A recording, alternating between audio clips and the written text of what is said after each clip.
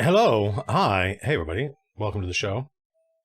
So, just so we get that's my musical nonsense. Let's get some of State Azure's quite more listenable nonsense going in the background. Do do do do do do do do do do do do. That sounds good. And let's make it so you folks can hear that. A little loud. And that is the right audio, right? Yeah. All right. So, hey, everybody, thanks for tuning in. It's 11 o'clock in the morning, or well, 11:16 here in Southern California. And those of you who have been following the exploits of our live stream that we put on hold several months ago know that when last we left our heroes, the Chain of Acheron decided that they knew they needed to steal a key. There are 7 keys to Ringwell in the city of Capital. Each of the great houses, they think, have one. And they had to pick, who we're going to steal it from. And I think largely because the Duchess Valetta, the Lady Lenore, sent her Death Knight to go squeeze the allies of the Chain. They decided to go steal it from her, because screw her and her Death Knight Lady Zorgan. So I had to come up with a castle. What is this thing that they're going to infiltrate? They're going to infiltrate. This is the high level goal. They're going to infiltrate some noble's manorial estate. And I imagine these estate houses for these nobles in Capital are huge, right? They're massive complexes. And then they have to figure out where the key is. They have to find it, make sure it's the thing they're looking for, and then grab it and get out. And it's not even without anyone noticing them. It doesn't even really matter if anybody notices them. What matters is can they get the key out? So it's perfectly reasonable for them to be detected. That's fine. Even some of them could get caught, but as long as they escape with the key, they have completed the mission. And because, in this case, the great house that they're infiltrating is House Valetta, and House Valetta is led by the Duchess Lenore, who is a vampire queen, for reasons that we're not going to go into right now. Try to keep up. It'll all be explained, if you're not already familiar with it, in the Welcome to Capital book that we're working on.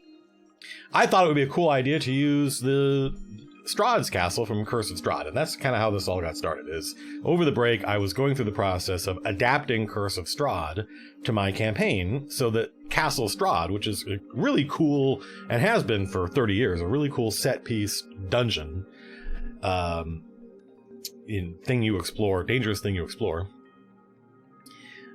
would be the castle that they used. But in this process, I was talking to my art director, Jason, and I said, hey, I want to, this is really important to me, and it has been for a long time, since the very beginning of this. I want the beginning of the session to start with Angel, who is kind of the spy master of the Chain, putting the blueprint for House Valetta in front of the players and say, this is what we know. We got this from the Assayer's house. They've got a record of the blueprints of all, it's just like going to the city hall or whatever. And this is probably out of date. This is from 700 years ago.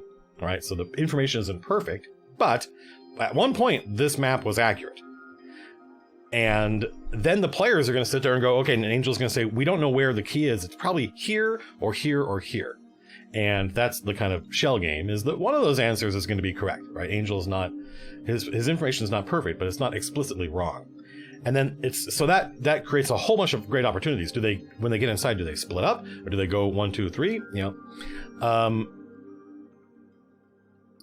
And in the process of talking to my friend Jason about this, he was saying, okay, well, when you say blueprint, he goes, this is easy to do. But when you say blueprint, what do you mean? Do you mean literally a modern architect's blueprint? And I'm like, no, it should probably look like more like a Renaissance, like a master plan. And I'm like, yes. And he's like, okay. And so he's thinking about how to do this. And then I realized as I was talking to him about it, that we weren't going to be able to share this with anybody. Like, we don't own Castle Strahd. It's not our intellectual property. We do not have the right to make a copy of it. It doesn't matter if we charge money for it or not. It doesn't matter if you can. It doesn't matter if Wizards of the Coast says here here's a link to the thing. That's them granting, not to us. And so I really felt like it would be a letdown for the people watching to see the players planning over this map and not be able to just link them to a copy of the map. And, there's fair use, but I don't think this is fair use. It's not transformative. We're literally taking their map and doing the thing that you're supposed to buy Curse of Strahd for, using it for D&D, using it as a map of a vampire castle in D&D. What could be less transformative? So I'm going through the process of reskinning Curse of Strahd, and I said, you know what? If we really want to do this right, which is to say, not quickly, not soon, we're not going to stream the Chain of Acheron this week and probably not next week. But if we want to do it right, we got to have our own castle.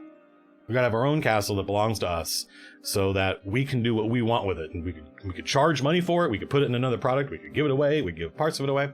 So that's how we got to here. And I had a hard time justifying the idea of putting all this work into this thing. The Chain of Acheron, of all the stuff we do, our live stream is probably the least engaged with, and it has incredible production. It's incredible production intensity. So that's not great bang for buck. But then I thought, if I did a live stream with you lovely folks, where we built the castle together, then there would be added value there, because anybody who wanted to design something like this, or just wanted to hang out and watch, like, how does Matt think when it comes to this, would be able to watch it and not care about or pay attention to the chain, be watching it 10 years from now or whatever. And so that's what you're going to get. This is my process, and I think it is going to have some value, but to who and what that value is, I don't know. I don't know.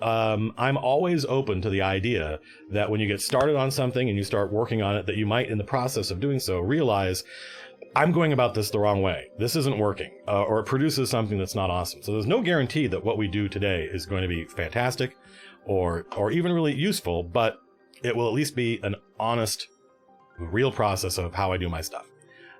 So let us switch to what's going on here. I got a little smush on my. What's my shirt today? Oh, yes, I'm from. Let me check, make sure the mods are okay.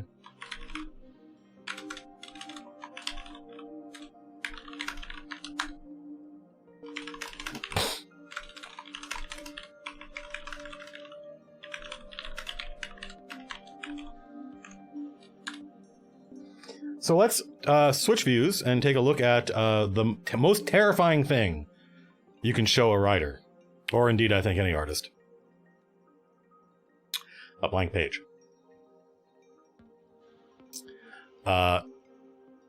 So the secret to breaking down a big problem like this, right? Because we imagine that this castle, right? It's going to be like a lot. We are streaming earlier in the day, and yeah, I want to do more streams even earlier than this because we have fans in Europe that are not around when I'm awake, and. So this is an early stream because it's my work. This is my day. This isn't normal streams or in the evening because we're hanging out, talking and playing video games, but this is work. So the secret to taking a big castle like this, and I don't necessarily want to reduce the scope of the problem, right? Castle Strahd is, I think, 80 some odd rooms. Many of those rooms are corridors and stairways, right? So it's not that daunting a process. If you opened up your copy of Curse of Strahd, which I've got one right here, you would see that a lot of the room descriptions are relatively short. That's fine. Many rooms does not mean a lot of work per se. But the castle of House Valetta, sort of a case of almost nominative determinism, right? Like, the people who built this castle did not know that it was eventually going to be taken over by a vampire queen. So they did not build a vampire queen looking castle. But I'm the dungeon master, and I want the Duchess Lenore's castle to be gothic and, Strahd-like, right? to be like Dracula's castle, right? That's what we want. We want to evoke Dracula's castle. We don't necessarily want to walk into the middle of Downton Abbey, which is actually probably what it would look like, right? Probably actually what this manorial house would look like is Downton Abbey. That's no fun. Castle of Valetta needs to look like a vampire's castle. So even though the architects didn't know that it was eventually going to get taken over by a vampire, we know. So we're going to do it right the first time. That means many rooms, lots of rooms, easy to get lost in. And there's no, when we're designing these things from scratch, especially a scenario like this, dungeons can be more linear, or indeed, even if they're not linear and they have branches, you can sort of predict how the players are going to go through it. But we want to create a scenario where the players are free. They have many ways in, many ways out, many ways through the castle, and we don't know which path they're going to take. I don't want to know. So that means I have to do it for real. I have to really build this place out so that the players in desperation might go down a corridor and go hide in a room that I would not have guessed they would do if I were purely trying to plot this out linearly. So that means lots of rooms, easy to get lost in, about the same size and scope as Curse of Strahd. Could I reduce it down? Yeah, but why start there? Let's reduce it down if we have to, because we discover something as we're writing. So this is the first of probably several streams, and the way we stay sane is we don't try to do the entire thing all in one go. We just try to get to a good stopping point where we feel like we've learned a lot and are ready for phase 2. So what's phase 1? Phase 1, I think, is just a high-level view of the castle. What is in here? Let's break it down into an anonymous gifter is giving us 10 gifted subs. Thank you, anonymous gifter. The problem with anonymous gifting is then we don't get to see when it's been like, oh, you've given a whole bunch of subs. I always think that's like, it's terrifying, but also super cool. So, and I will occasionally be checking. I'll probably be mining chat to see if there are any cool ideas for this. So this is our blank page or canvas. Where's my mouse? All right. We are almost certainly going to, it's funny because it looks, in OBS, it looks right. But here on my ultra-wide monitor, it is super stretched out. So Castle Valetta, I could probably fix that. I think probably the ancestral house of Duke Maximo is not named after him. It probably has another name. I don't know what that is right off the top of my head. But Castle Valetta is going to have several different structures inside it, right? And each of those structures is going to be multi-leveled. And there will probably be like spires and towers and stuff like that. And so you could have a spire that's just the like where the alchemists and wizards hang out. And you could have another section that's just where the church hangs out. So this is what we're going to concentrate on right now. Is what kind of complex like stuff. You know, if this was the Pentagon, we could imagine that there are different wings, and each wing has different content. So there's going to be a church in here, a multi-level church, right? And there's going to be a, what do we call it? A wizard's tower? Because this is one of the ruling houses of Capital. They contain everything inside them, right? So they have their own church. They sponsor their own church, and they have their own church inside this house, and it's got many levels. They have their own alchemists and library and scribes, and there's a whole bunch of stuff you would find in the Wizard's Tower to give it depth, physical and literal. There's also a garrison, right? Armory, weaponsmiths, soldiers that hang out here.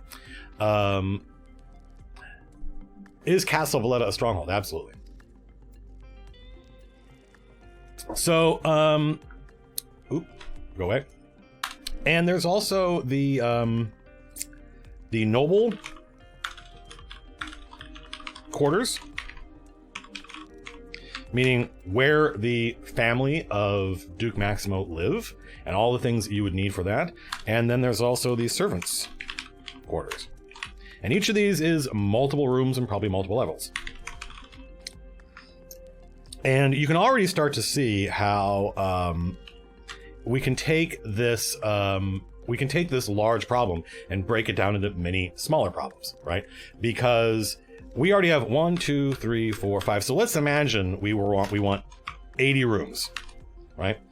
we already have 1, 2, 3, 4, 5. We're already done like 12 rooms per area, and some of those rooms are just corridors, stairways. So the problem is already getting really super manageable, and we definitely want an underground, right? Like lots of people are saying, and also I will say that I'm not going to focus right now. Well, no, we might as well put it down here. The grounds, right? This is it's a walled keep, right? And between the walls, you have to scale to get in. There's a courtyard you have to cross, and the grounds can have gardens and stuff like that. They can have all sorts of stuff. The exterior of the castle, and there's also the what do we call them? The catacombs. I don't know why they can't be. Maybe Duke Maximo was a dog person, and they're dogacombs. That's possible, but I think Duchess Valetta is definitely a cat lady. Woman after my own heart. So there are the catacombs, and the catacombs can also be multi-level, and they can have all sorts of stuff in them, like a mausoleum and whatnot. So when we're talking about the basic divisions of the castle, what would there be? We definitely have catacombs taken care of. That's what's underneath. We have the grounds. We have the servants' quarters, we have the noble quarters, we have the garrison, we have the wizard's tower. So I'm trying to think so people are putting lots of great ideas in here, but almost all of these I'm looking at are things that would be in one of these, not a high level group. So for instance, a kitchen. Yeah, a kitchen would probably be in the servants' quarters. So I'm trying to think if there's anything super high level that I'm missing that wouldn't fit into one of these. Like a greenhouse would go on the grounds. A dungeon would go in the catacombs, right? A vault, where would a vault go? I mean, there's definitely a vault, don't get me wrong. Armory would go in the garrison. A cemetery would obviously go in the grounds. So I'm not looking for subdivisions of these things. I'm looking for what is another thing like a church I feel like a vault would probably be in the noble quarters. Like a normal person can have a safe in their wall. That would be that. So a library would be in the wizard's tower. That's where all the knowledge stuff happens. There is kind of like another category, which is, I think, like Helio Storm Phoenix is on it, which is the commons. Let's call it the commons. I don't know. That's not the right word for it. This music is dope as fuck. What are we listening to? Is this just more State Azure? I mean, it's all State Azure, but this is great. This is 17 minutes into his live stream number 3. In fact, I'm going to share this with all y'all so that you can also listen to this. Yeah, but I mean the common area, the common rooms. Let's call it the common rooms, because people get confused if I just say the commons. The common rooms. So the common rooms are shared by everybody. It's like a ballroom or the foyer, right? The waiting room, stuff like that. So physics, who is a longtime supporter of the channel, says, would the tax collectors have their own building? Yeah. So House Valetta are also the IRS for capital, but that doesn't happen in their home, right? They have an entire city that they manage, that we already know a lot about, thanks to I think Sam wrote the House Valetta stuff. So I think this is enough, right? So yeah, the Truly Luminous asks a good question. It's not actually a question, but I'm interpreting it as a question, which is throne room. Like, when this is great. So Truly Luminous just wrote throne room, and that's fantastic because it makes me think, yeah, isn't there going to be a moment? Couldn't there be a moment in this adventure where the heroes, some of the heroes, the ones that get captured, get dragged to meet the lady, right? And she's resplendent on her throne. Where is that throne? Is it not in the noble quarters? Probably. No, it's probably in the common room, because it's a place where a throne room is a place where the people who live here, this is where their bedrooms are, and this is where probably their private library is, but the throne room is where they come to meet you. They don't hang out in their throne room and, you know, play Nintendo. They explicitly exists to interface with people who are not part of the castle, and that's what the common rooms are for. So the throne room would sort of be the end room, the end boss room of the common rooms. And stuff like the common rooms can have it can have the ballroom, it can have the gallery. In fact, I'm going to write this down so I don't forget it. Ballroom, gallery. And the gallery is where the minstrels hang out. Jethro Tull wrote an entire, quite good, probably my favorite Jethro Tull album, Minstrel in the Gallery. And now we are, see, the problem here, unfortunately, is, I guess I could, let's edit heading 3. Let's modify heading 3 and give it a tab. Format, paragraph tabs.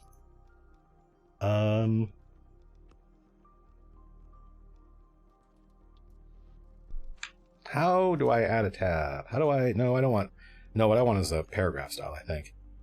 Do I have a paragraph? Indentation? Yeah, I want an indentation. Let's give it a, that's fine. All right. Okay. All right. So now we can see that these are part of this. And anytime if I add a new garrison, if I put an armory in here, if I put an armory in here and then I give it header 3, it'll indent it for us nicely so we can see the organization. And so I will be happy with this stream. This could be a very short stream. And keep in mind that I intend to stream today, tomorrow, maybe Saturday. But when we are done, we will not have an entire adventure finished. When we are done, we will have I would say, a detailed outline that I can then take and finish. And in fact, my process, ideally, because I, thanks to you amazing people, I can take the outline that I've fleshed out a little bit and not make a map. I can just hand it to Jason and go, hey, and have him, like, you know, actually art out what it looks like or what he thinks it might look like, and then give it back to me. And I go, oh, is this place next to this? Awesome. I can now, so it's not this burden of me, A, having to do everything, which wouldn't be fun and I don't think would produce a great product. But also, B, I don't have to, because Jason works here, and we're both here together every day, I don't have to basically finish the entire thing so that I even have it mapped out in my head and maybe do a sketch and then give it to him and he arts it. He can actually be doing some of the design, some of the actual design of the layout of the castle. And then when it comes back to me, then I can rejigger stuff. I can move things around or I can rewrite things now that I know where they are spatially next to each other. And that will make, I think, the best product. So if it becomes a back and forth, it becomes more collaborative. That's a huge luxury. And it will make, I think, a much better thing. So, the question is, at a high level, how many floors are there? Well, let's take a look at our example, which is, we're going to visit Far Barovia here for a second. Let's see.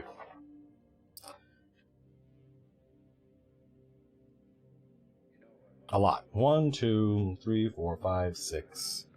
There's a lot. The problem is not all of these structures. This map of Castle Ravenloft it's not misleading, but it doesn't make it easy to answer my question because because there are towers and we're gonna have towers. Gotta have towers in a Gothic castle. Spires. Because there are towers, that means there are some structures that don't begin on the first floor. Does that make sense? You can have like the ground floor, and then, which I think of as the first floor because it's the first one, and then the second floor, and then the third floor, and then you can have a tower that starts here. So even though this is only 4 floors, it goes from 3 to 7, for instance. And so when we talk about how many floors are there, there's the total number of floors in the castle, but no one structure. Maybe there's one tower, and I think that's true in maybe there's one tower that goes all the way from the bottom to the top. I don't know what that tower would be. I don't know which tower that would be, but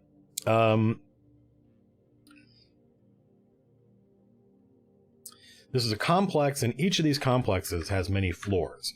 And so that's one of the things we're going to figure out is how many floors there are per structure. And I would say 3 is kind of the minimum and 5 is the most. So each of these, the church has between 3 and 5 floors, and each of those floors has between 3 and 5 rooms. And some of those rooms are just corridors. So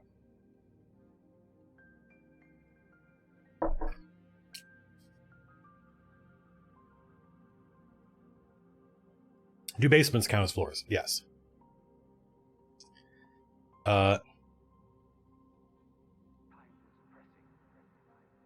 So I'm trying to think off the top of my head. I guess it doesn't really matter. We may figure that out at the end, you know, how many floors. How many floors are there? I don't know, but the church is, let's say, going to be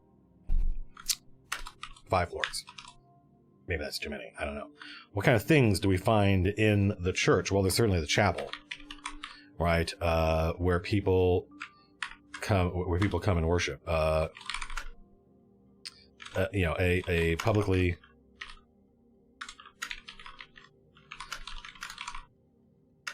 where you know, what's the generic version of mass? They come and have like, not rituals, but something like that, where people come in for services. So there would be pews and things like here, and this would be a relatively large room. Maybe the largest room in the church.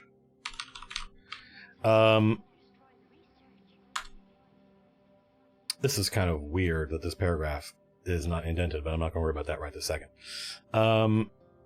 There's also stuff like where the priests' quarters are.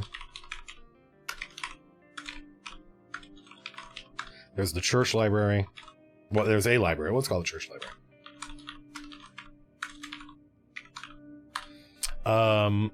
An altar is an object that you would find, I think, in the chapel. A crypt is a crypt. We're going to find a crypt in the basement.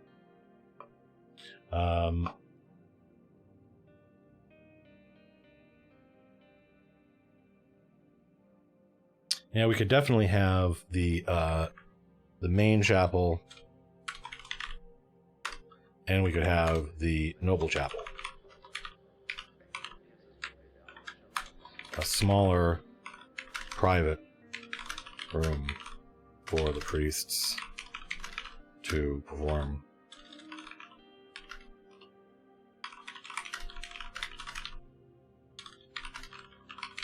You know, these are just notes. Yeah, obviously we have the priest's quarters, right? We have the church library, and what else do they do? What do they do in a church that they wouldn't do in a wizard's tower? And you know, maybe 80 is just how many floors. How many floors how many rooms we expect there to be.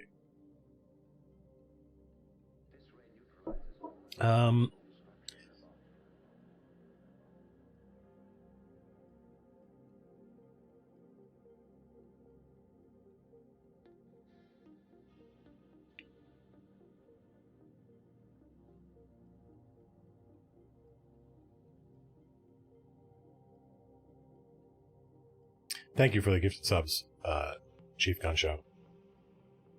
Well, let's go to our, like, what kind of things, this is where I always, thank God we have the internet. I can say, you know, what kind of rooms do you find in a church? Rooms, this sounds like a game show. Rooms you find in a church. Like, if I went to Westminster Abbey, Matt, let's do that. Map.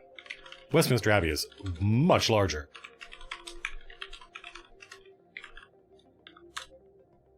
than we would ever imagine our this place to be, but it can't hurt.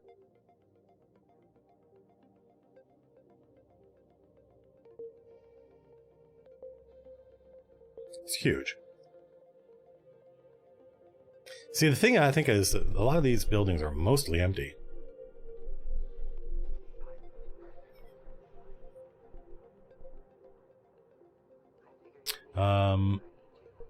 Attached a monastery? Yeah, that's not bad. My monitors are screwed up, so this is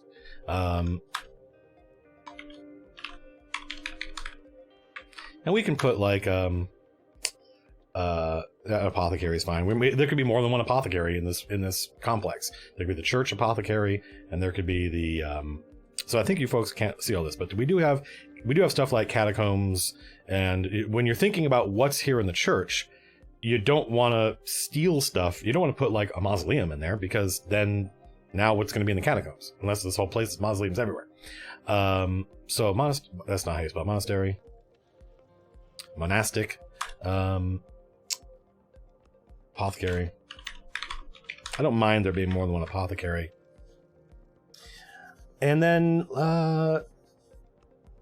so I think like what we're going to do is, we don't know how many floors any one of these structures is going to have, is going to be dependent on how much stuff we can think to put there. So the church might not be that large. Keep in mind that priest quarters can be several rooms.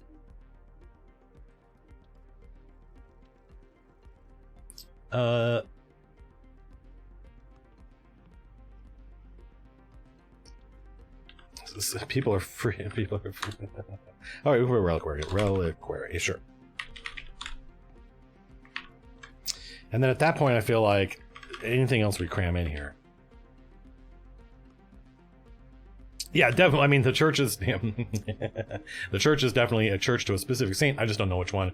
And that this is not the let's dig down and figure out exactly what which saint, which Riojan saint it is. In fact, I may be able to figure that out just by reading the stuff the writers have already come up with. So yeah, so let's call this good for now. This is plenty of stuff. And now let's imagine that there are, some of these have multiple rooms, and then there are corridors connecting them, and probably stairwells leading from one level to the other. And that's already going to be like, 1, 2, 3, 4, 5, 6, 7. This could already be easily 10, 12 rooms of our 80. So we're well on our way to getting through. In a wizard's tower, we could do all sorts of stuff here. We could have like a summoning room. Library, which could be a big thing. We could have, observatory. Absolutely. Alchemical laboratory, sure. And it could have its own, what's the wizard version of a... Well, teleport circle room is what I think of as the summoning room. Yeah, I actually think... that's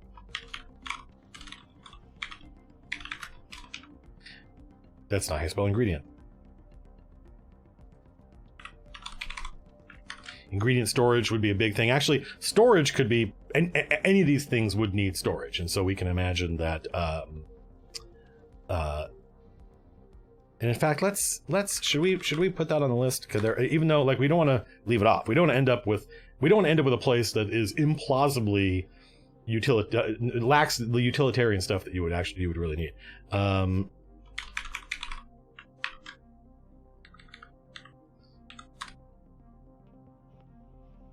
And also the wizard's quarters.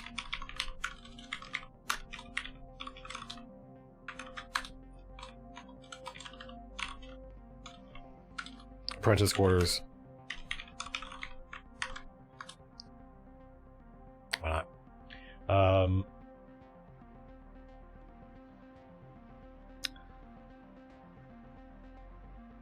Well, I think actually, yeah, like lavatories and stuff is going to be part of the living quarters.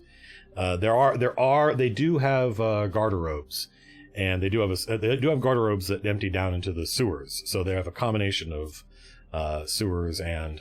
How many people live in a wizard's tower? I don't know. Certainly the chief, the vizier, right? The chief dude. Yeah, of course. Every great house and capital has within it they have a wizard, they have a priest, they have a spy master, they have all the things you need to run an entire country, basically. So I feel like a menagerie, that's not a bad idea. Menagerie. I like that idea. So this is pretty good. We've got like summoning room, a library, observatory, an alchemical laboratory, ingredient storage, and actually, one thing I was thinking was like, what's the wizard version of the artifact room? We call it that.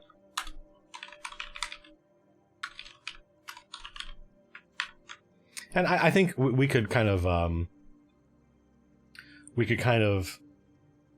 don't want to, we're using artifact in a kind of a mundane sense. You're not going to find the infernal machine of Lum the Mad here. Although, but what if? But this is where there's probably going to be like ancient important things, like almost like a museum. Actually, we could call it that. Hey, spell museum. So I don't want people to think that the artifact room is going to have, the apparatus of Qualish in it, which is, since it's a Dungeons and Dragons, that is what people would imagine. So calling it a museum, I think, is probably more accurate.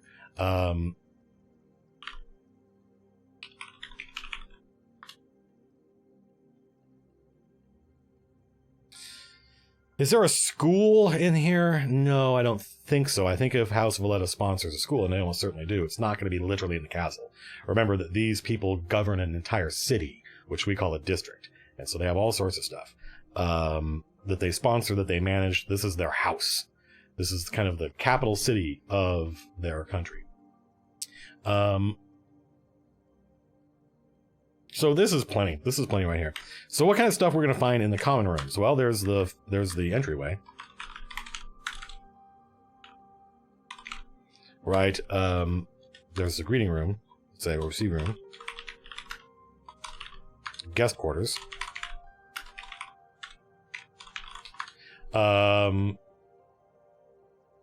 Sure, portrait hall, why not?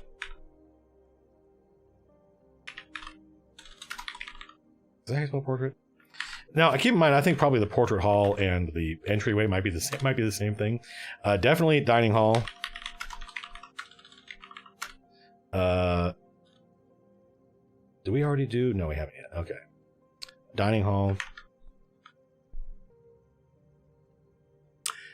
Imperator Azazel says, don't they need adjoining plazas? I don't know what that means. What's the difference between an adjoining plaza and just a regular plaza?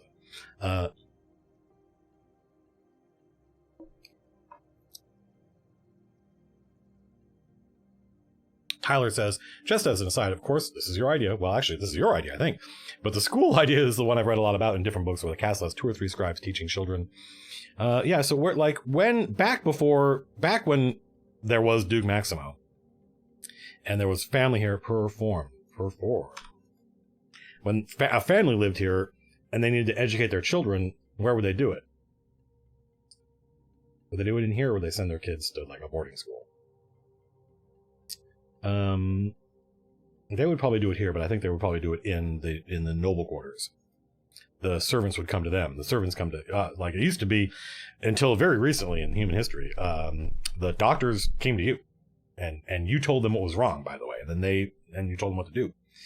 So yeah, I think that's something like a school is cool, or classroom, I should say. Something like classrooms is cool, but that would be the noble quarters. So we have entryway, receiving room, we have dining hall, and let's go down here to the noble quarters, which is their private. God, why can't I type right now? It's because my perspective is fucked. You guys are seeing me type into a normally proportioned document, but I am seeing everything super stretched out. Portrait. What am I? Wait, private. Dining hall.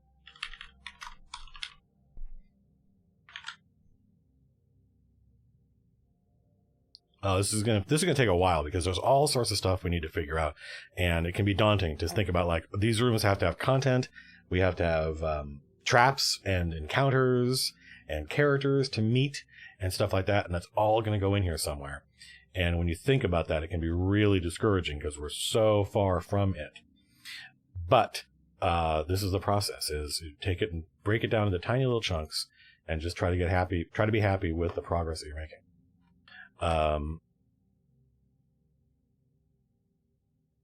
So there is an entryway, right? The receiving room, guest quarters, offices, I would say. So like if somebody comes to do business with the Duke or the Duchess, where do they hang out? Oh, Seraphim, good Lord. Thank you. 20 gifted subs, Seraphim. Thank you very much. Hopefully people need. Oh, actually, yeah. Grodem says reopen. Let's not make the. That's right. Like in the common rooms, not only is there a ballroom. Hang on a minute. Where'd my mouse go? Because my monitors are fucked up here. Not only is there a guest, is there a ballroom? There's actually a theater. There is a theater, and it's not just a gallery. It is an art gallery. This is a Riojan, like none more Riojan than Duke Maximo and his family. Like Duke Maximo, the four noble houses they represent. They expect to have everything you would find inside Capital here. So they have a theater, which is distinct from the ballroom. That's cool, right? Now we're getting into some real like Phantom of the Opera shit, right? If we're gonna have a theater, then we need to have a opera ghost, right? That's how you know. That's how you know it's good. Actually, like servants' quarters, I would say the winery would go in here. Guest rooms, we have that, I think. Yeah, we have guest quarters. Rory. Did I miss much? Well, it depends on your point of view. So what would you find in the common rooms that everybody uses, or that the visitors would use when they're interfacing with the people here? Certainly like an entryway / a foyer, a receiving room, which is sort of like offices, but a receiving room is, I think there's more people there. Guest quarters for people to stay. There's a portrait hall, a dining hall, and even like guest quarters could be a lot of rooms, by the way. Portrait hall, dining hall, ballroom, theater. The goal here is not like we could end up with many more than 80 rooms. So we need to, at some point, say that's certainly enough. And I feel like this is certainly enough. There's nothing like entryway, receiving room, guest quarters, portrait hall, dining hall. Actually, the portrait hall and the art gallery. We don't need two of those. The art gallery can have a section, which is where are duels settled. I don't think there is a specific place for duels. There aren't really bathrooms. This is a medieval place. There are garderobes, which are not. That's too small. Like I'm not. So you say like bathrooms, Kelly who. At this level, we're not including things like closets, which is what a bathroom would be. I guess actually baths. Like where do they take baths? It's a good question, actually. Well, that would be in their quarters, I guess, because you have a bathtub and you have servants bring hot water in and you wash yourself. And so if there's places to live, guest quarters would include bed, bath, and beyond. So let's move on. So I feel like we're doing pretty good, actually. We know I got to do some formatting here so we don't end up with paragraphs that start in strange places. But we've got a church. It's got a bunch of different sections in it. We've got church library. Actually, that's redundant. It is already in the library in the church section. We have a wizard's tower. Yep. They have their library. Their library is different, obviously. We have the common rooms. This is working out for me. What's in the garrison? Obviously, there's an armory. There's a smith. There is soldier quarters for the guards. Training room. Stocks. Jail. Right. Stables, sure. I would say the stables are probably like inside outside, if you know what I mean. But stables make sense to me.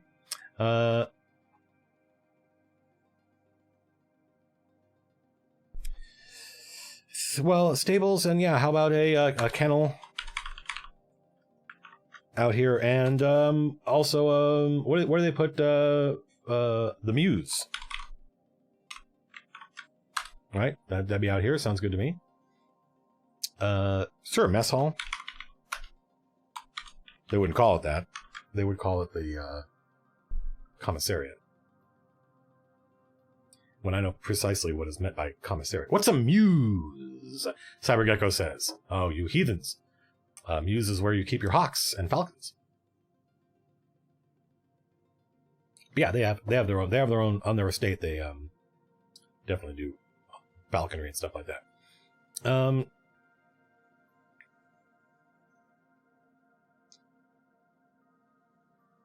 Oh, you know what? Somebody said something smart. Somebody said like a gatehouse, Victoriatis, not Victoriatis. What am I writing this document in? I'm writing it in English. This is Microsoft Word. A physician. Well, they got a church. They have a church, and I don't think they have like doctor orbs. The extra B is for bargain. So where, like, yeah. Well, actually, let's put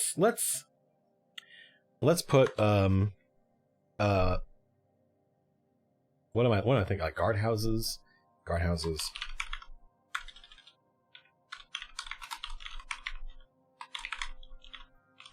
The defenses, right? Like, where do they stand guard?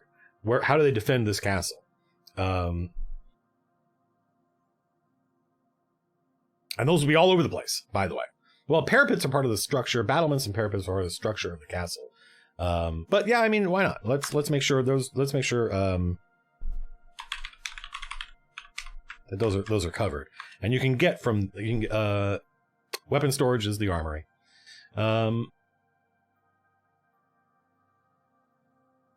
Infirmary, that's not a bad idea. Yeah, it's not a bad idea. So I feel like this is enough, right? This is enough.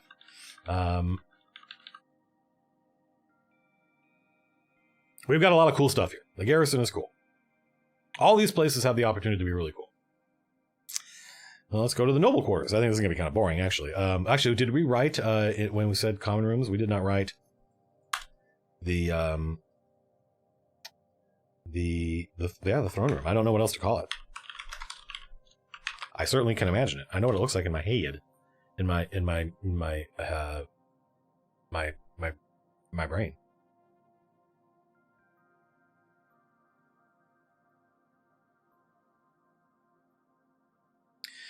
So in the noble quarters, it's their master bedroom, private library. Everybody, I mean, it sounds like, oh God, it sounds like it's almost like a meme, right? There are libraries everywhere. But this is a time and a place where just owning books is a sign of power, right? You don't have pocket books. You don't have pulp novels where printing becomes incredibly cheap and common. So just having a private library is a sign of power. Where they hold court in the throne room. Are there torture rooms? No, I don't think torture rooms are real. Torture rooms are things that Victorians made up to make their ancestors look primitive and savage.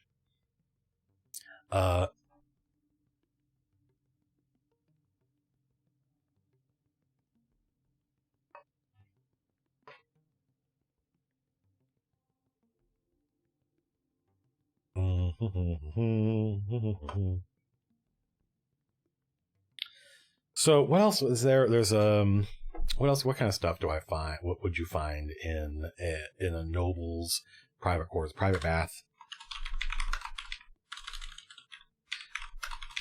So other people have to go to a room to bathe, but they have their own. The study, sure. I don't know if that's different than, well, the study, let's put study library.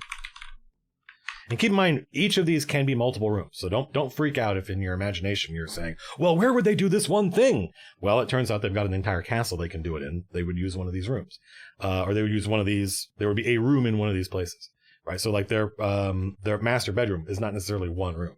There could be a dressing room, right? Or a changing room, and where their actual bed is, and here's the room with the bath, and that could all be part of just master bedroom. So don't freak out if you have an idea in your head and you're not seeing it on this list, because each one of these can turn into even more stuff.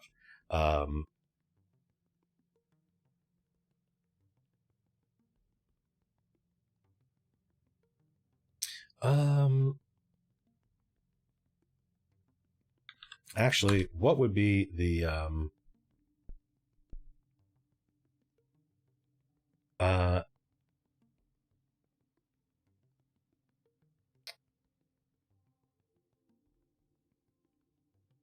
what would be the place like the I'm thinking of like, where would the Duke go to have drinks with his guests? And lounges like right, a solarium. Okay, I'm thinking of like, yeah, parlor. Yeah, the parlor. I like that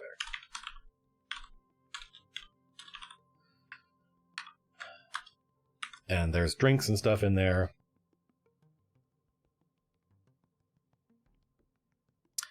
Private offices.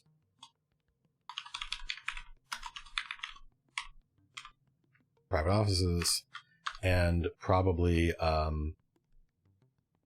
well, like the library would be where they would have all their documents. I feel like we're almost done with these guys. I don't actually think, like, consider this is literally just, almost all these other things are like a business, right? The garrison is like an entire business, the job of which is protecting the house and everything that happens there.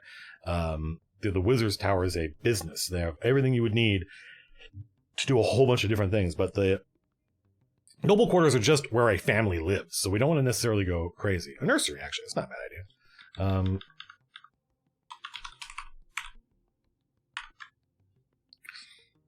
But also keep in mind, master bedrooms, I think there's like several family members that live here, so the bedrooms there could be a lot of those. There can be more than one of a lot of these. I feel like we're done with this. So the servants' quarters, they have their own. Well, there's the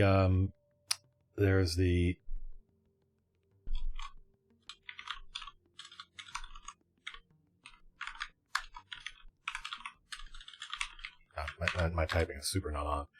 Yeah, laundry. Let's call this a laundry. Laundry, kitchens, winery, living quarters. Not very exciting. Yeah, larder. So kitchens like butchers, bakers, bakery. A butcher, the baker, the candlestick maker. Yeah, sure, an ice room. Sounds good to me. A tailor, yeah, sure, absolutely a tailor. Absolutely would. Probably on different floors, right? The tailor probably lives upstairs. And where does the spy network operate from? Not inside. This is their house.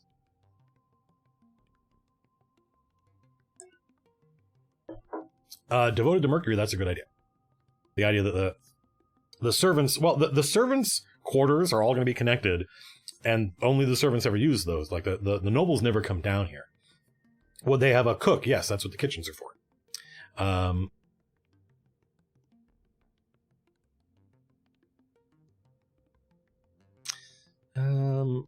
A boiler room.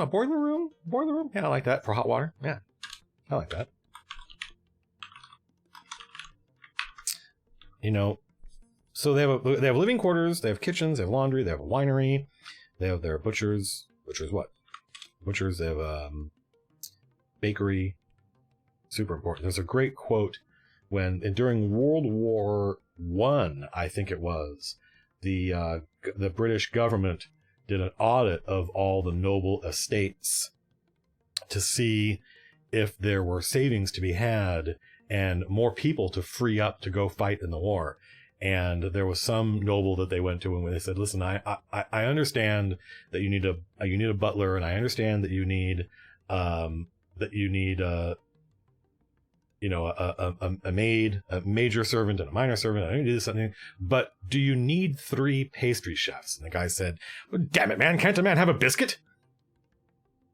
So yeah, evil Johnny. Yes. So there can be all sorts of stuff in here. You can imagine, like I said, you can imagine each of these rooms, each of these entries could be more than one room. And also keep in mind that this is for the context for this, by the way, everybody, don't forget, House Valetta is ruled by, what happened here?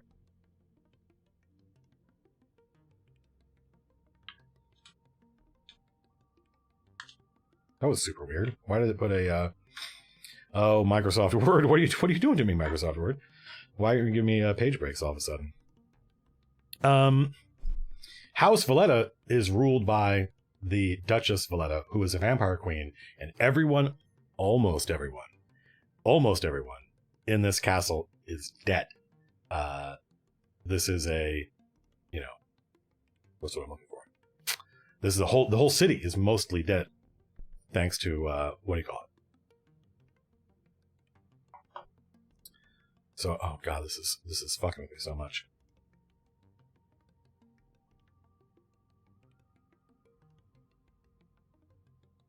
How long have I been streaming? About an hour. So, servants' quarters. Is there anything in here that I'm dying for? There are definitely people that I already know about that are not dead that are in here. Then why need kitchens? ATC 2000 said, why need kitchens? Because the people that built this did not know that 1,300 years after they built it, it would be only dead people inside.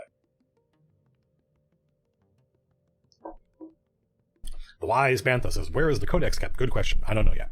Not super worried about that yet. So most of these rooms are empty right now. Not all of them, but most of these rooms are empty. When the players go through this, when the players explore this, they will be able to tell what was here, right? Oh, this was the library, but it will be in disrepair. It will be covered in dust. There may be some, undead things around. There's going to be a lot of challenges, a lot of great opportunities for adventure, encounters. Some of the undead in here are mindless undead. Some of them are not mindless. Some of them remember who they were and still serve the dead lady, even though they've been turned into revenants. And there are some living people in here, of whom I already know a little bit about, thanks to the authors that helped us. Why is chat on cooldown? I think you know why. You know what you did. Do the Valettas have a godblind? No. They do not have that kind of power. The prince has a godblind. Doesn't there need to be a reason why the countess chose this castle for her own? No, she lived here. This was her home. She was born here. Actually, no, I think the Duchess Valetta married into it. I think the Duchess Valetta married into this place. But probably when she was like a teenager. So the servants' quarters, what would you expect to find in the servants' quarters? A winery? Sure. That's where actually the term butler comes from, is bottler, the guy who handles the bottles. Winery, laundry, kitchens, living quarters, butchers, bakery, an ice room. Yeah, I mean, there might not be any ice in it right anymore.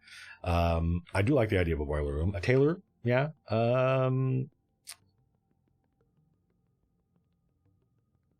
Also, what do you call somebody like a barber? Not what do you call like somebody who attends to the hair and makeup? Actually, I like beekeepers. Actually, I'd be on the grounds, I would say.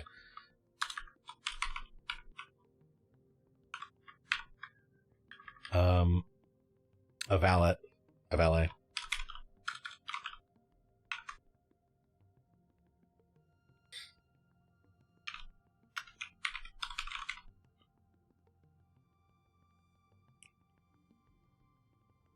So, I feel like we've got enough for servants. What do we find on the grounds? I think maybe some of the things from the garrison, stables, kennel, mews, these would all be on the grounds. Right? There's definitely a garden. There's definitely a greenhouse. Right? Look at we're already, because we just robbed the garrison, but the garrison still has a lot of stuff, and now it's more garrison-y. Right? Now these things are a lot more military. Sure, there are wells out on the ground. Yeah, there's definitely probably multiple wells. But actually what we want a well house. Right? We've all watched or read Lock and Key. Lock and Key is actually a great reference for this. That house in Lock and Key is dope. It doesn't have, fucking towers and shit, but it's super cool. Apiary, where they keep apes? What a ridiculous notion, Violetta Gray. An apiary. A shed. Yeah,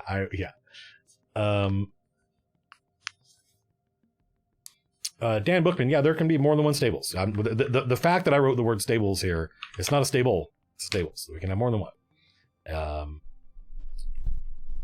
Carpenter, actually, I think like a Carpenter's house. Do they? Yeah. We have a smithy. Yeah. But maybe the carpenter would be. Is that more? Is that more like? Yeah, I think it would probably not be that military. What do you call it? What do you call a carpenter's place? Mason.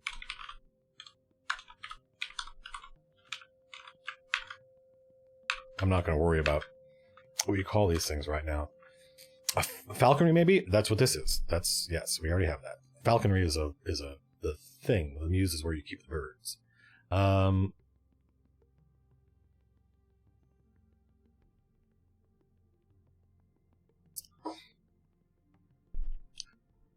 Well, yeah, okay, so people are getting confused. There. Workship.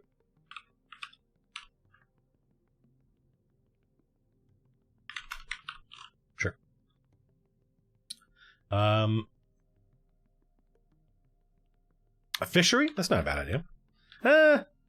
Well, a lake stocked with fish, right? Now, the fact that I wrote lake here doesn't mean there's not fish in it. Don't freak out. We will go through and we will add a dramatic cliff. I like that. Yeah, of course. It's a gothic. It's a gothic vampire. It's got to have a dramatic. We have to have Moors, right? A carriage house. Yeah, a carriage house makes sense. Yeah, absolutely. And now I feel like we're done. Like that's enough. Considering like the carriage house is probably gonna have its own stables inside it. And like we said, there are probably stables for riding horses and then stables for the garrison. So each one of these can turn into many rooms. Don't freak out. Don't freak out if you have an idea and you're like, but if there's a kennel, doesn't that mean there would be this, that, and the other thing? Yeah, and that's going to be listed under here. So everybody, actually, yeah, graveyard. Oh, fuck. Did we not put graveyard down? We did not. How could we not have a graveyard? This whole place is a graveyard. God, it's going to be so much work. We may end up cutting a lot of stuff. Catacombs! Last but not least, mausoleum. Mausoleum? Yes. And the mausoleum is going to have all sorts of... An oubliette, sure. An oubliette, because people like oubliettes. Ooh. I used to know how to spell this. Oubliette. I do know how to spell it. It's where you put people to forget about it. Well, we already have a graveyard. Right? An oubliette's basically what people think of when they think of like a dungeon.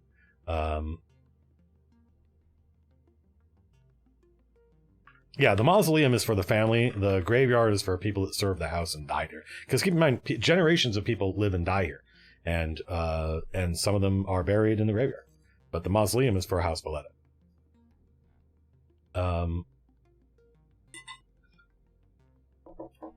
Aren't there gardens? Yes, that's why the word garden is here.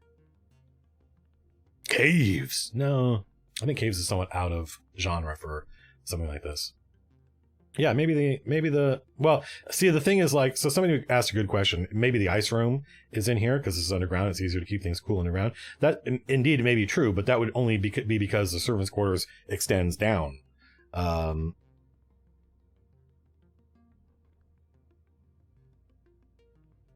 Will I be making any maps today? No, I don't make maps. I'm a writer. I'm a writer. I'm not an artist. The crypt is the mausoleum. So I'm trying to think. An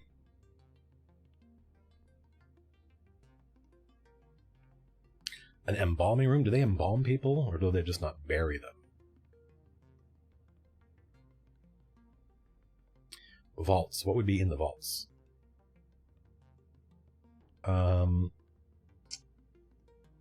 Let's see. Let's take inspiration from existing sources. Stand by.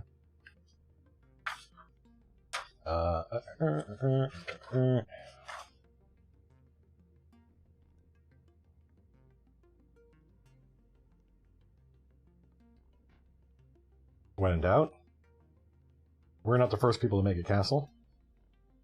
What other people put in there? A winery, we already have one of those. Yeah, they put a lot of... So in Castle Ravenloft, they put a lot of the servant stuff underground. I don't think we're going to. Oh, wait. Dungeon Hall. And then they just have like North Dungeon, South Dungeon. Yeah, they just have like they definitely have a torture chamber, but that's because fucking Strahd built Strahd's castle. And then they've got stairways and tunnels, lots of those. Yeah, we can have those. That's no problem. They have the catacombs, which is a crypt that we would call the crypts, mausoleum. So let's say mausoleum / crypts. And then we're going to put the actual dungeon, the actual jail. Do we not write that down already somewhere? Stocks, jail. So is the catacombs? What are the sewers? Actually, that's good. So this is where the city has sewers, and they extend under the house. So it's that makes me pretty happy. You need a vineyard if you got a winery. They have one. It's the entire continent of Rioja. So that's taken care of. Ultimate Germ, can we convince Jason to stream the making of the map? I can talk to him about it. I don't think I think if he knew what the process would be, then he would feel good about streaming it. He might be like, I don't know what I'm going to do, so he might not feel good about streaming it. How many floors down will the catacombs go? I don't know. The catacombs, the crypts, so let's I'm trying to think.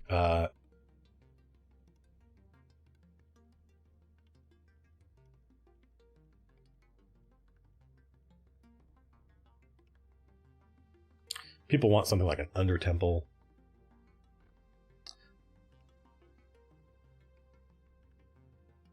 Escape tunnels, yeah, but I don't think the escape tunnels would necessarily be underground.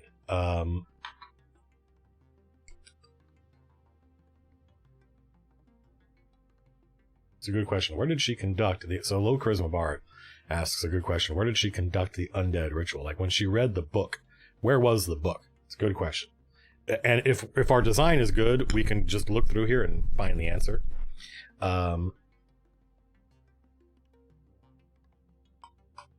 So I think that down here in the catacombs, in addition to the mausoleum where we keep our dead, which can be, keep in mind, this can be 20 rooms. It can be all sorts of stuff, right? So don't we have to use our imagination when we see this and go, okay, what would this include? And then be like, okay, but it would also definitely have, I think, the treasury of House Valetta, not the treasury of the city, but the treasury of House Valetta, and that's probably where the book is. I think. So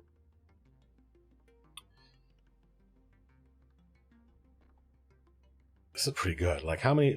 So we're talking about like 1, 2, 3, 4, 5, 6, 7, 8, 9, 10, 11, 12, 13, 14, 15, 16, 17, 18, 19, 20, 21, 22, 23, 24, 25, 26, 27, 28, 29, 30, 31, 32, 33, 34, 35, 36, 37, 38, 39, 40, 41, 42, 43, 44, 45, 46, 47, 48, 49, 50, 51, 52, 53, 54. So we are way... So if we're trying to get to 80 rooms, so consider, we have way too many. Each one of these is probably going to end up being 2 or 3 of these, and we're going to cut a bunch. Because each one of these places can have multiple rooms in it. And probably some of them need multiple rooms in it. Like, servants' quarters isn't one room. It's a bunch of rooms. And corridors connecting them, and secret doors, and secret passages, and stairways, and those are all rooms. So if we're just trying to get to 80 rooms, which is Castle Strahd, we do not need... Yeah, Capital is advanced enough for sewers. That's where the sewers connect down here. So this is big. And a room where the dead were prepared for internment. I think that's what people were... Yeah, I guess. Yeah, that's what people wanted when they were saying, like, a... what was the word people were using for it? What was the word people were using for the embalming room?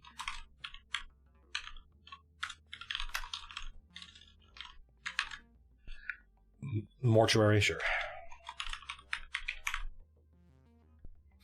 No, they don't have a crematorium. I don't think they cremate their dead.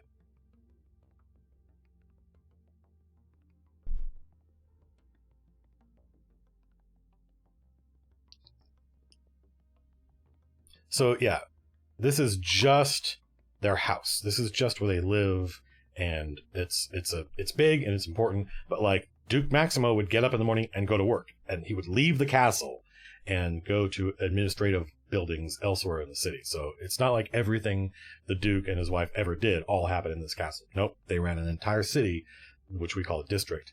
And so I feel like this is a good start. Some of these things I'm really excited to explore. Some of these I'm not. Some of these I'm like, well, I guarantee you there's one of these, and I'm gonna have to write a description for it. But some of these, it's like, oh, this is gonna be cool. Figuring out what this is gonna be cool. Magic Circle, yeah, we have a summoning room.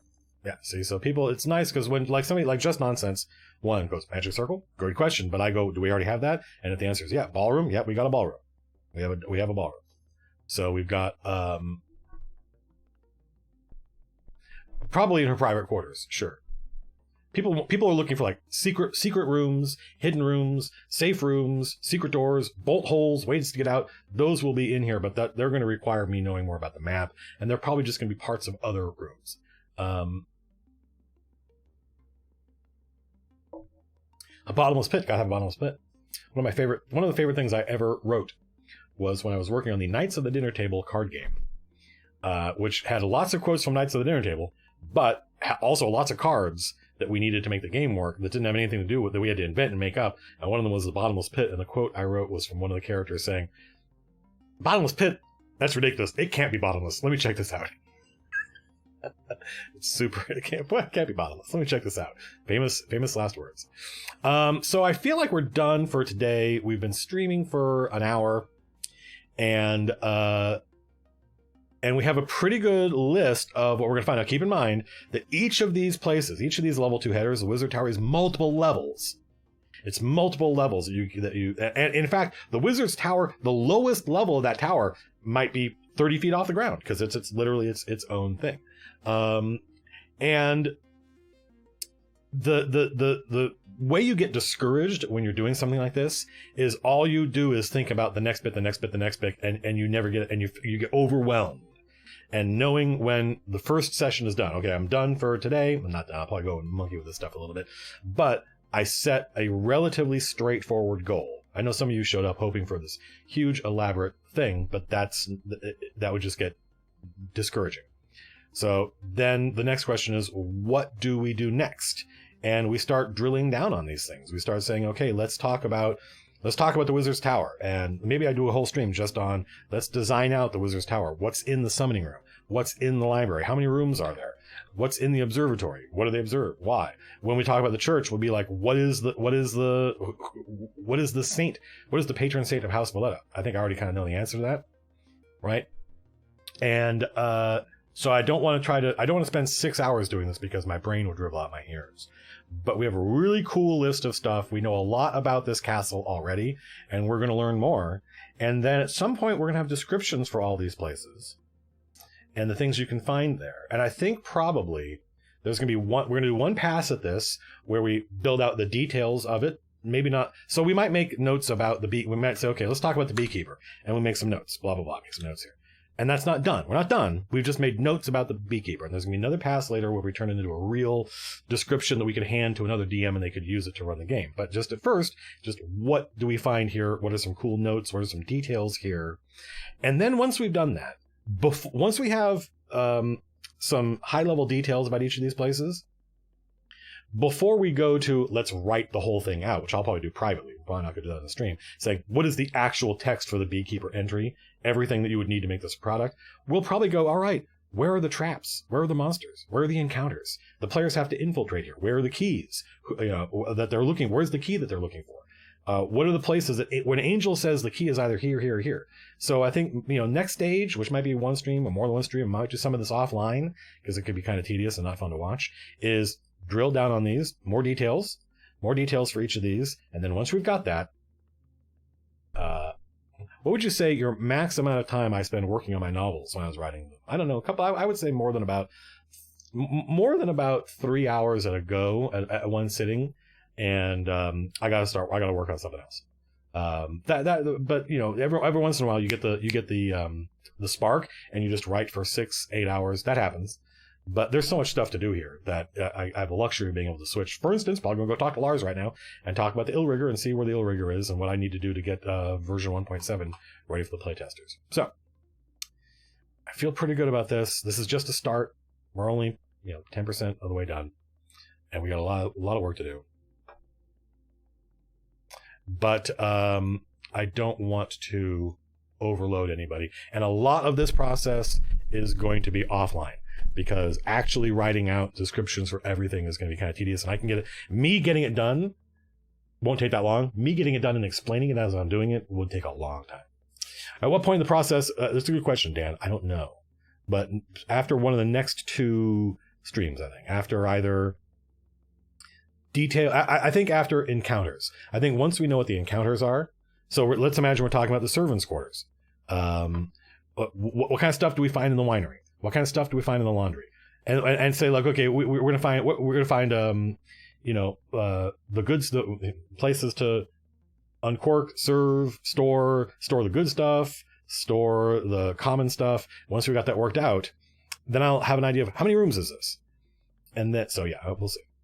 The wine golem. All right, folks, thanks for hanging out. We may stream tonight a normal everyday hangout. That would happen probably between 6 and 7 o'clock. And we may see each other tomorrow for stream 2 in this series. My goal is to do this every day-ish. So, until next time, thank you for tuning in. Be seeing you.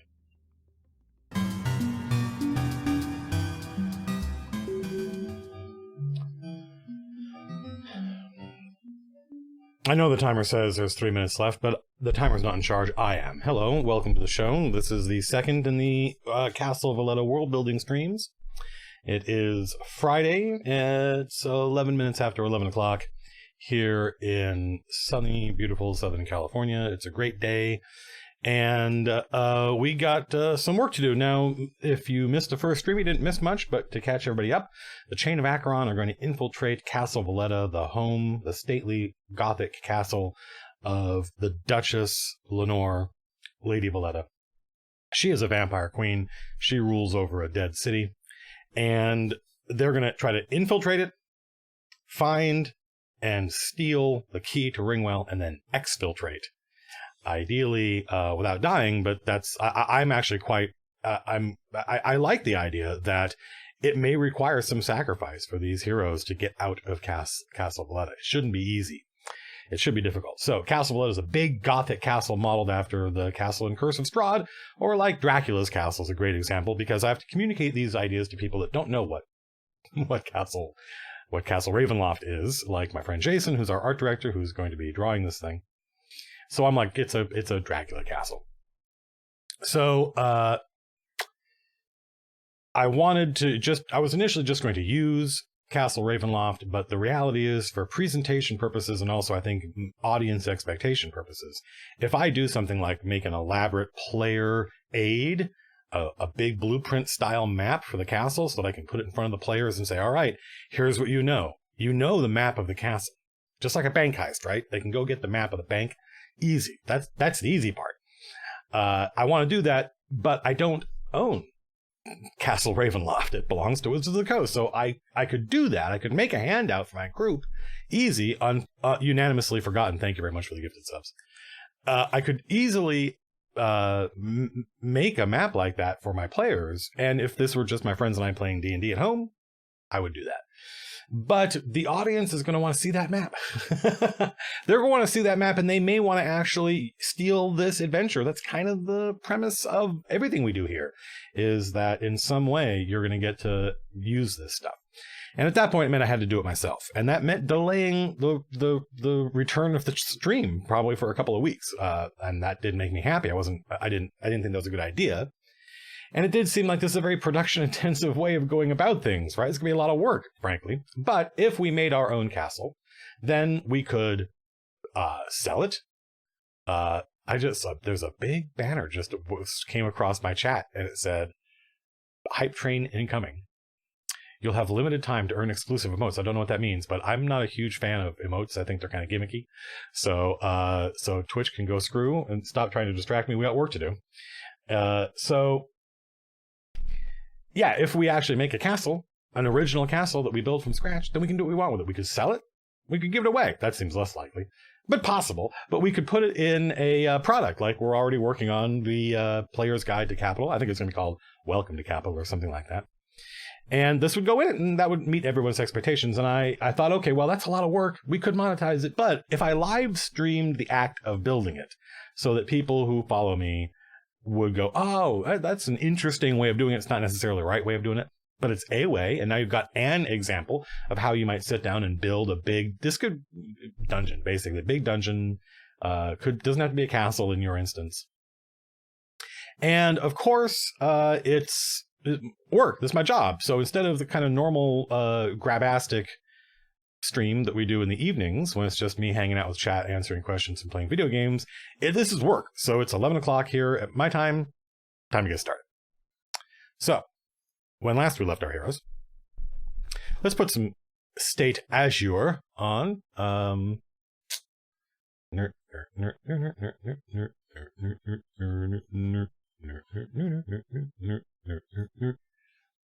Background music provided by State Azure, who happily allowed State Azure as a YouTuber. You can get, I think you get an exclamation point. There's some kind of command you can use that will get you to the same place here. And let's bring up the desktop audio. There we go. Shouldn't be too loud. The goal is that you can hear it, but I am louder. So, thanks to State Azure for graciously allowing us to use his music in our live streams. I think they make it make a big difference. So here you can see what we've already done, and so actually it's quite loud on my end. The first stream, all we did was we talked about what categories of things might we find in House Valetta, and this is the normal. The reason I can sit down and do this with confidence, and it doesn't freak me out that I'm live streaming for hundreds of people. My process is because I've done this a million times in other subjects, video games, tabletop games, card games, and in my experience, the best way to take a huge problem like this and not be overwhelmed, which I actually got a little bit overwhelmed yesterday when I was thinking, God, there's a lot of content in this castle we got to work out, is to give yourself permission to just make some progress. So today's stream, probably only about an hour long, maybe 90 minutes, and we're going to focus on what's in this wizard's tower. But yesterday, same thing, spent an hour, 90 minutes, just trying to figure out what kinds of things are in Castle Valetta. And we can imagine that the castle, if you had an overhead view of it, would be broken up into sections. Those sections have ways to get between them, and those sections also have multiple levels. So there are probably, like within Castle Valetta, entire houses, basically, with multiple floors and towers. It's Gothic Castle, we want lots of towers. So the first level of the Wizard's Tower might be 30 feet off the ground, because you have to go up a stairway and go through the rest of the castle to get to it. That's possible. And when we are done with my process, which will not end today, we're going to have to do this a couple more times to get all of the detail for all of the different parts of the castle done. We're going to hand this off to Jason. We're not making a map. I am not going to make a map. I am not a cartographer, nor am I an architect, nor am I an artist. So there's like at least 3 different skill sets that would aid me in turning this into a visual document instead of a text-based document. I have none of them. However, I have money. And with money, I can hire people. So Jason, my friend Jason Hasenauer, is our executive art director. We poached him from Blizzard. And we talked yesterday, he and I, about this process, and he agreed that I would hand off the details of the rooms. He will figure out what are the dimensions of the rooms and how do they connect to each other and where are the doors and where are the corridors, thank God, because that part would kill me. So this is sort of a little bit of a bait and switch in that you couldn't do this from beginning to end if you were exactly the same as me sitting at home, because you don't have an art director sitting there. But I want this to be the coolest thing I can make, and since I have access to Jason, that means I can make it as cool as Jason's drawings and art. But the flip side of that is, even though you couldn't just sit down and turn to your art director and say, hey, could you draw this for me? Jason is warming to the idea of streaming his map creation. We have received a level 1 hype train emote.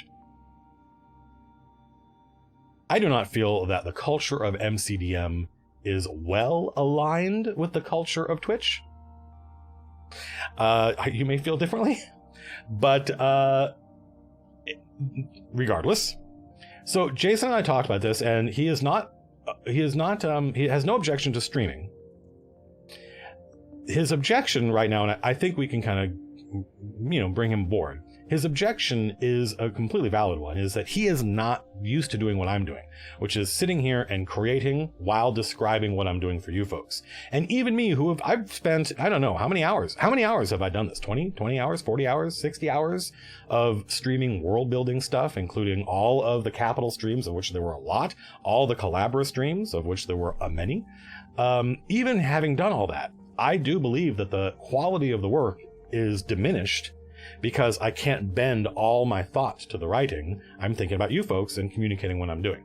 So that's why even once I'm done here on stream, I will go and I will tweak stuff and I will get into a more writerly, designerly headspace without distractions and polish stuff up to kind of get it there. So Jason's worried that, like, could I even do my thing while I'm also trying to... And so we talked about it, and I said, listen, what the folks want to see is they want to see you do your shit. You don't have to explain it. You don't have to talk about it. You could just sit there and draw in silence, but maybe allow me to sit there with you, and I'll have chat open and I'll be asking questions. And so he seems amenable to that. And I think if we can get that to happen, by the way, you will be really impressed, because he talked about what he wants to do. And when he said, well, I'm probably not going to just he goes, I'm probably just going to do this. And I went, oh, that would be fucking cool. So it's, Jason did not sign on to MCDM because he wants to stream in front of God and everybody. He signed up because he wants to do dope ass art and have some ownership over the process. But he's game, and we talked yesterday, so I think it's going to happen. But I told him first and foremost, man, if you don't want to stream, you don't have to. Don't let me bully you into it. But it's hard to bully Jason into anything. It's easy to peer pressure him into lots of stuff. So getting back to where we were, we know that there's a church in Castle Valetta, and you have to imagine that this is, a medium-sized church inside a Gothic castle. So it's going to have multiple levels and many of the things you would expect to find in a church, like a main chapel, a smaller noble chapter. The priests and the acolytes, the rector and the prior who live here need a place to stay. There's probably a library, a monastery. I got to check my Discord. Which cord? That cord. Because I want to make sure the mods, if they're trying to communicate to me, that I will be able to hear them, or that I will be able to notice.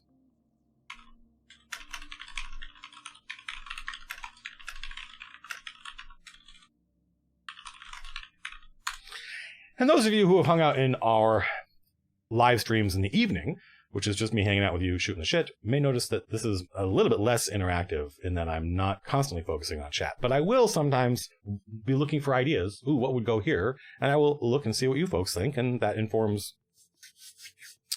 inform some of the documents. So we have a church with stuff in it. We have a wizard's tower with a bunch of cool stuff in it. And keep in mind that, our goal is to get to about 80 rooms, because that's about how big Curse of Strahd, the Castle Ravenloft, is. It's a somewhat arbitrary number, but you got to start somewhere. It may be that we come up with, what's a good number of floors? Sometimes we'll say levels. Gary Gygax used to think, he used to really get worried, really spent a lot of time and thought on the fact that he had made a game where the term level was used to mean your character's progression, how far you were in the dungeon, how powerful a spell was, and how tough a monster was. And he's like, this isn't good. And he came up with an entire different language, like a 5th order spell and, stuff like that. But I'm like, man, English is pretty flexible. Relax. People figure it out. So how many floors are there in our wizard's tower? There's a common rooms, for instance, is where people live, and this is the common rooms is where, if you're a visitor to House Valetta for whatever reason, where might you get to see? So we could almost sort of imagine that each of these is a different ecology with rooms and corridors and all sorts of stuff. But the common rooms are anybody who comes in House Valetta may encounter some of these. But unless you work and live here and are a soldier or a nobleman, you're never going to go into the garrison. The servants who work here never go into the training room. That's the soldiers of House Valetta's area, right? And the soldiers never go into the noble quarters, and the servants, the soldiers never go into the servants' quarters. Each of these has its own little cut off, self-enclosed ecology, and each of them have multiple floors and spread out. So we're going to focus on the Wizard's Tower today. And my goal is just to drill down and say, what's in here? What's in this summoning room? Is this one room or is it many rooms? And there are probably several floors in here. What's the right number of floors? Well, I think 1 or 2 floors is too few. And more than 5 floors is too many at that point. Unless the point of one of these sections is it's a tall, thin spire, which they may be. The Noble's Quarter may be like 7 or 8. Because that's its shtick. But the shtick of the Wizard's Tower is the wizards live here. The House Wizards, the Grand Vizier of House Valetta, and all the research and stuff that they do all happens here. So fewer than 3. If you only have, first of all, if you only have 1 floor, then do you have multiple floors? No. If you only have 2 floors, then you only barely got. But 3, now you've got a beginning, a middle, and an end, right? 3 is kind of the magic number there. And 5 is a goodly number, and more than that, I think, is starting to get. We're adding floors just for the sake of adding floors. So the Wizard's Tower is somewhere between 3 and 5 floors. I don't know off the top of my head, but it's certainly got a first floor. And the first floor, actually, let us rejigger this. So the title of this document is Castle Valetta. Also, I reserve the right to change the name, so it's not literally the last name of the people, that it's the name of the place. So that means we can now do this. Church is our level 1 header. Wizard's Tower is our level 1 header. And we can go first floor is our second header. And now all of our outlining works. So now all the rooms are still level 3 headers. So the first floor, I don't know what's on the first floor. Probably... There's actually a lot of cool stuff here in this Wizard's Tower. There's a summoning room. And keep in mind, for context, that it has been several years since... It's certainly been several years. I think it's been more than 10 since Duke Maximo was killed and was unable to be resurrected. And that the Lady Lenore, the Duchess of Valetta, read the Codex Mortis and committed the ritual of desecration in an attempt to resurrect him and failed, and dropped a bomb on her part of the city, turning everybody into undead. So it's been a while. So there were wizards here, and there may still be wizards here, but now they're probably undead wizards. So I didn't pick House Valetta, Grant. So there's a summoning room. What is in the summoning room? So let's talk about, keep in mind that the text that we put here doesn't have to be final, but it does need to communicate not only to the players, but it also needs to communicate to future me and to Jason, the art director, right? So these could be just notes at first, but ultimately they're going to have to describe stuff. So here in the summoning room, this is where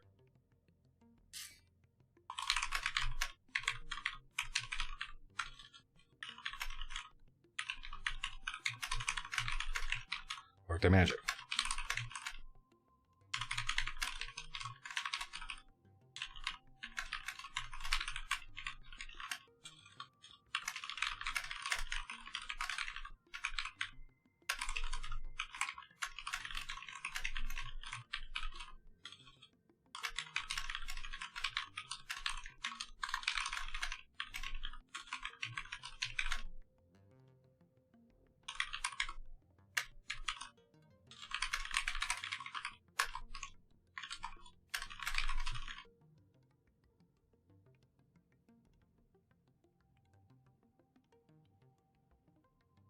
So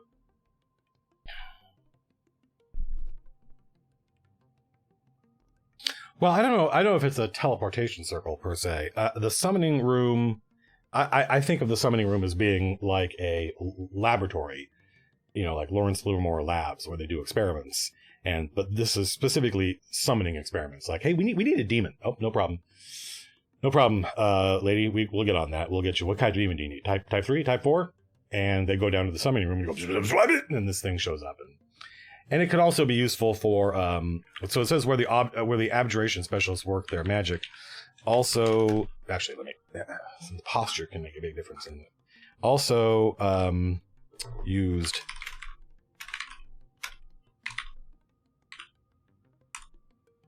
is augurs. Well, Google doesn't seem to object to that. Also used by augurs when they need to summon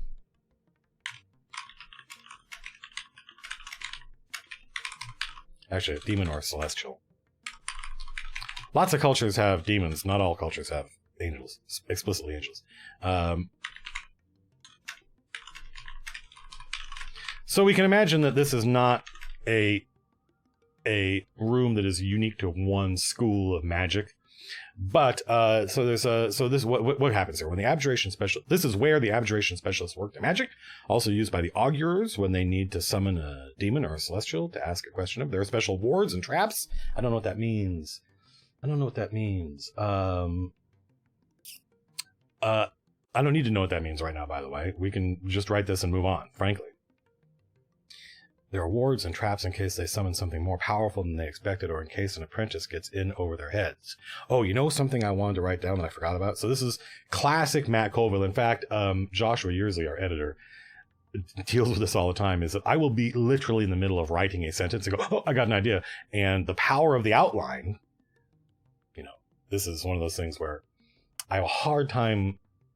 This is very revealing, and it betrays a lot of my biases, and it's not entirely a flattering thing to reveal about myself, but I sort of don't treat a writer seriously if they don't use an outline. I had a friend of mine who wanted to do work for me, wanted to do some freelance work for me, and I said, okay, great. And he pitched an idea, and I'm like, that's super cool. Give me an outline, and we'll pay you this much, blah blah blah. And he's like, I don't do outlines. And I was like, what? Like, this was a professional that he's done lots of stuff, and you've probably heard of it, because I don't do outlines. And I was like, what are you talking about? And he goes, Mozart didn't use an outline. And I was like, motherfucker, you are not Mozart. So we can make exceptions. But the power of the outline is when you're in the middle of an idea and you go, you can just go down to the place in the outline that is for that, make a note, and then go back to where you were, as opposed to just accumulating a bunch of random crap. So super common for me to stop in the middle of the sentence, go work on something else, and then forget. And so you'll just be reading something Matt wrote, you'll just stop for no reason. Happens in emails, happens all over the place. So the library has the lectern of, and then we're going to have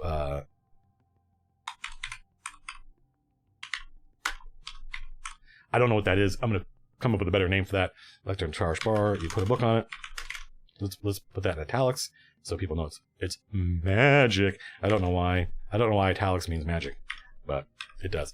The lectern charge bar. You put a book on it.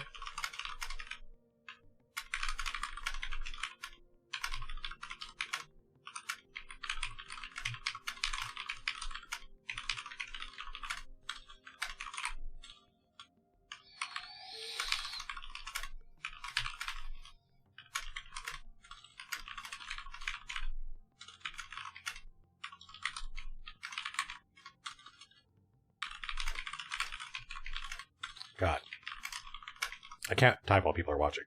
I can barely type when people are not watching. It will advance. Isn't lectern a word? Isn't lectern a word? Oh, is there not a? Did I put a? I put a capital there, and so I assumed that was a proper name. Thinking about it again, we'll advance the pages automatically.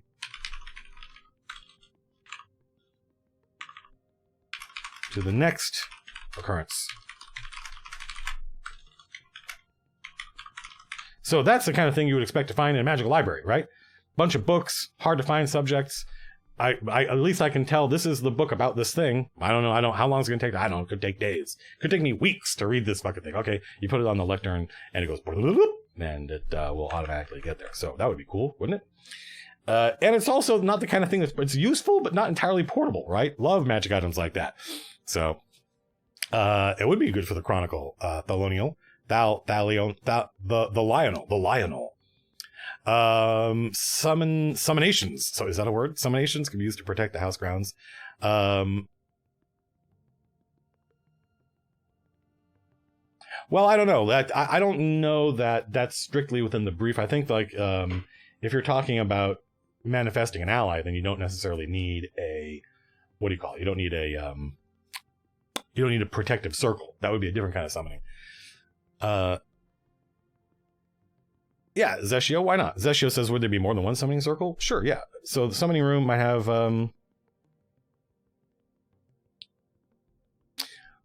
So this is the castle of House Valetta. It is not the richest, most well-appointed, most powerful. It's only one of 7 great houses in the city.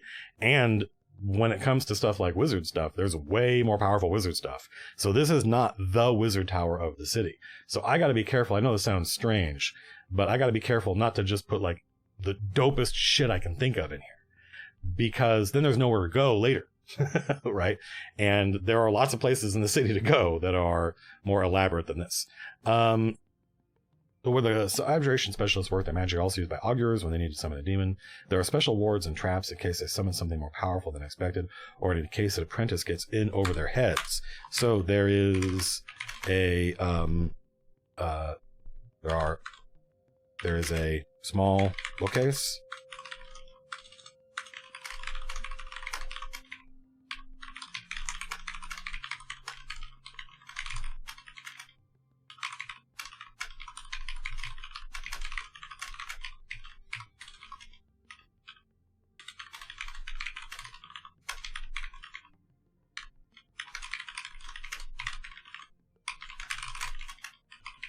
There's a weapon rack.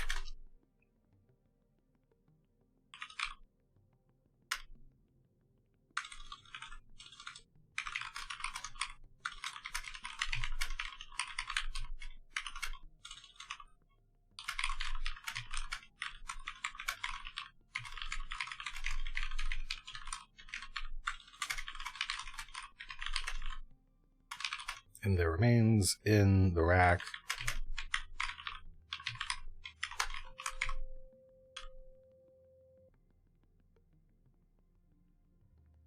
there is an elaborate runed circle in the middle of the room. And you know what else there is?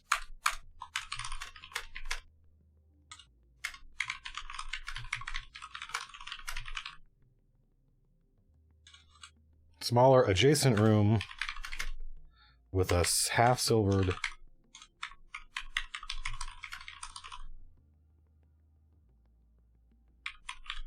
mirror.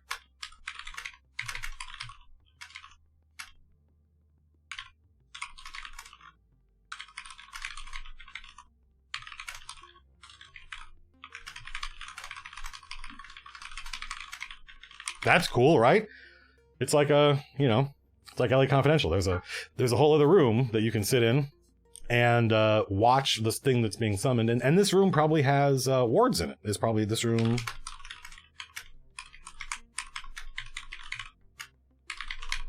Has a ward against chaos in it. What does that mean? I don't know. I don't know, man. I've been playing D&D for a long time. There are lots of... I once handed out a scroll... 5th edition. I once handed out a scroll that was from a spell that didn't exist in 5th edition, which really drove both the player and I mad, because the player couldn't find the description of it, and I couldn't figure out how can you not find the description, like protection from whatever.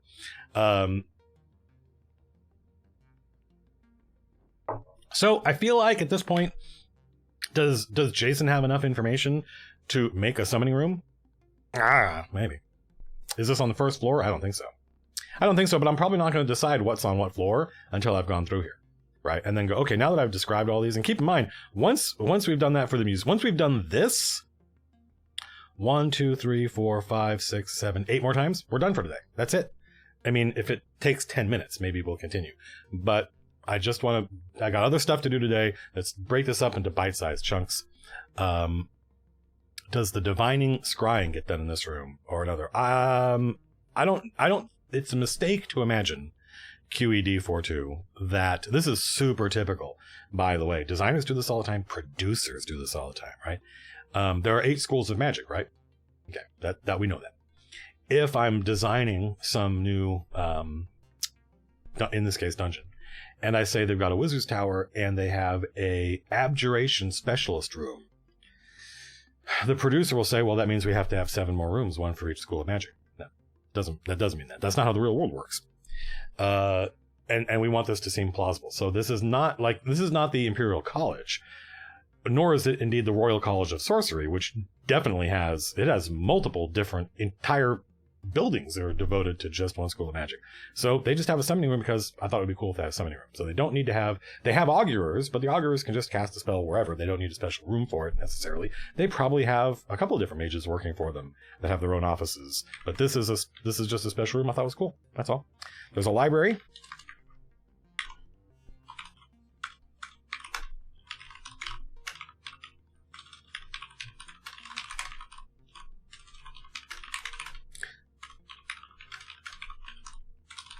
It boasts many, what do you call them? Things of books. What do you call the thing you put a book on? Bookshelves.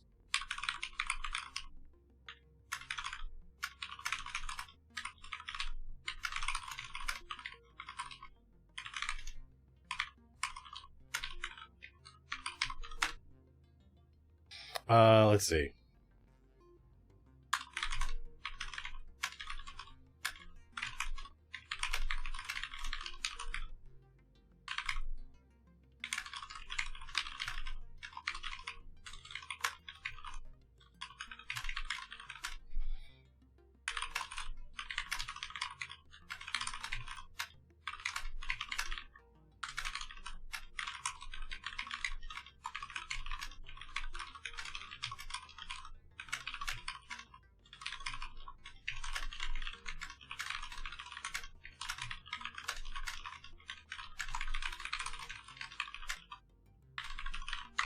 So it would be cool if there were like a list of subjects. So let's just make a note of that here. We don't have to actually work it out right now. You'll notice, if I haven't made this point already, I think I have, that a big part of my process is just giving myself permission to figure this out later. Right? I gave myself permission yesterday to figure all this out today. That's a lot of the questions I get. Almost every day on Twitter. People are asking how I organize stuff. And I think really what they mean is, how do I go through this process? How do I work this out? And I just don't get worked up about stuff. I don't freak out because I don't know something or I haven't figured something out yet.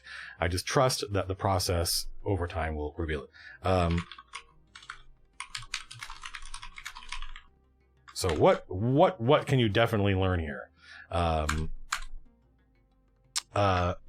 So this is cool, right?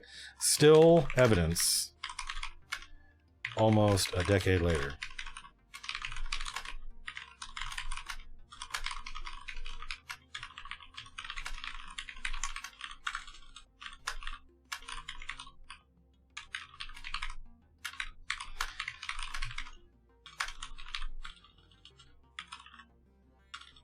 Origin.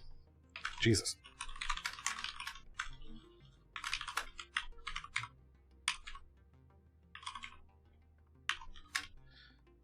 Right, because she's like, well, step one is I want to resurrect my husband. Well, that's not our job, by the way. That's the church's job, but they fail. So what would she do in her desperation? She would get everybody that had any insight or anything and whip them into shape and say, try harder. Right. So they're like, all right, well, hey, let's see. Is there a necromantic specialist in the house? What can we learn? And then when that starts to prove fruitless, there would be lots. So in fact,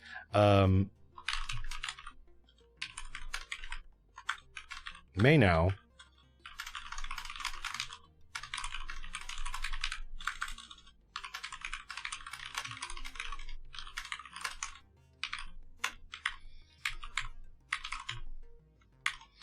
then she would know that they had the Book of the Dead. They had the Codex Mortis. That was something that her husband owned and had probably been in the, who knows how long it's been in the family, actually. That's an important subject. Stand by. Something my deeply incurious players have never wondered about is, why did House Valetta have the Codex Mortis? How long did they have the Codex Mortis? How did the Duke get it, and who gave it to him? But regardless, so once resurrection proved useless, she would then say, and the wizards could definitely help with this, what do we know about these books? How do I use one? is it safe? Right. And so that would definitely be something that the house wizard would feel like they know about. Also, who is the house wizard? That's something that I want to know. Like, Wizard's Tower. Whose tower was this? This kind of feels like an offline question for me. Like, really creative stuff I tend to need to do on my own.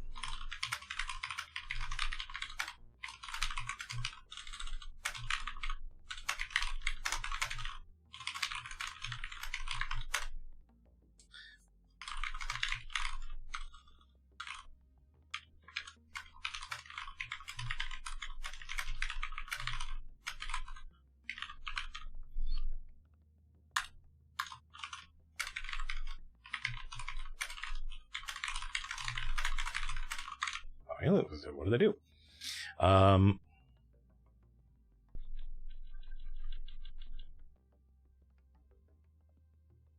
Well, yeah. So, Sage Kensu, yeah, I love the idea of secret doors and hidden passages and stuff like that. But I sort of consider that to be architectural, and I'm going to leave that to Jason. I'm just going to tell him, man, we want lots of secret doors, bro. And I'm just going to assume that that is going to work.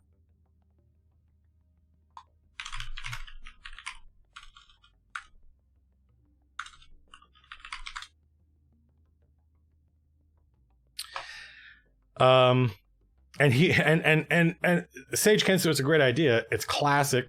And, you know, I would assume that Jason would read this and go, like, gotta have a secret door, right?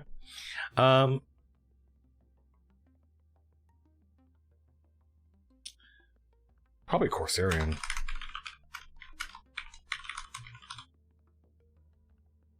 I'm not actually sure what the demonym is for somebody from Corsair.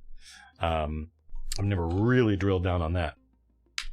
But the nobles, especially the nobles, the best mages in the world are from Corsair. So they would pride themselves on having a Corsarian archmage, even if that is a reductive, racist way of thinking about the world. Absolutely, then they would do it, right? The guilds would just be like, who's the best mage? Hire that person.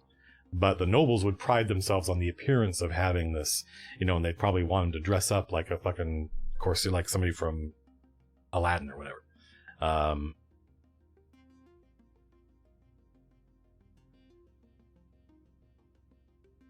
The wizard's library is largest in the castle. It boasts many bookshelves. They go to the ceiling. There are ladders with wheels attached. I don't want to get too overboard on the library. The books cover the arcane lore and history, and because this is South Valetta and not the Royal College, there are big gaps in their understanding. Lots of subjects you'd expect to see covered are missing, or the books are wildly out of date. But there are a lot of books.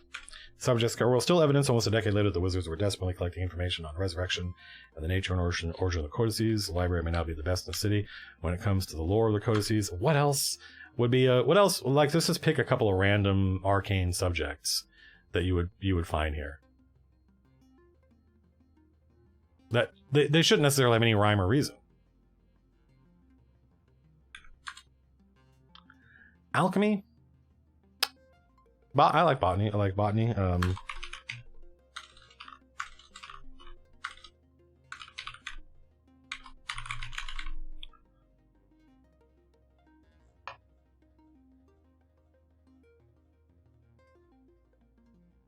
No, Clawforce, they didn't know. The library hasn't been used since the necromancy happened, apart from this research.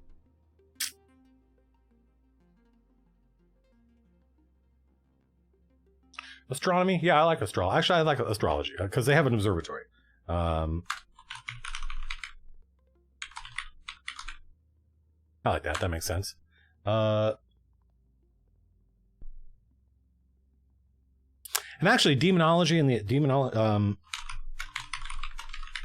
I sort of like the idea that even though, you know, this library has existed for a long time, that there's a reason House Valetta is the dead house. And I mean, like, maybe I should say there's a reason they were the ones who were destined to be the dead house, if that makes any sense. And it's probably because if you went through their library and looked at, like, what does this house specialize in? You'd be like, these guys are going to get themselves into trouble. Does that make sense? Even if 100 years ago, and there's no Duke Maximo, no Lady Lenore, and everybody here is alive, and you walked through here and you looked at these books, you'd be like, I mean, botany and herbalism, I get, and astrology is cool. You guys have an observatory, but why are you the experts on the 7 cities, right? So I think that is cool. Yeah, why not dream tell etymology? That sounds cool. Let's have a normal everyday subject. Language.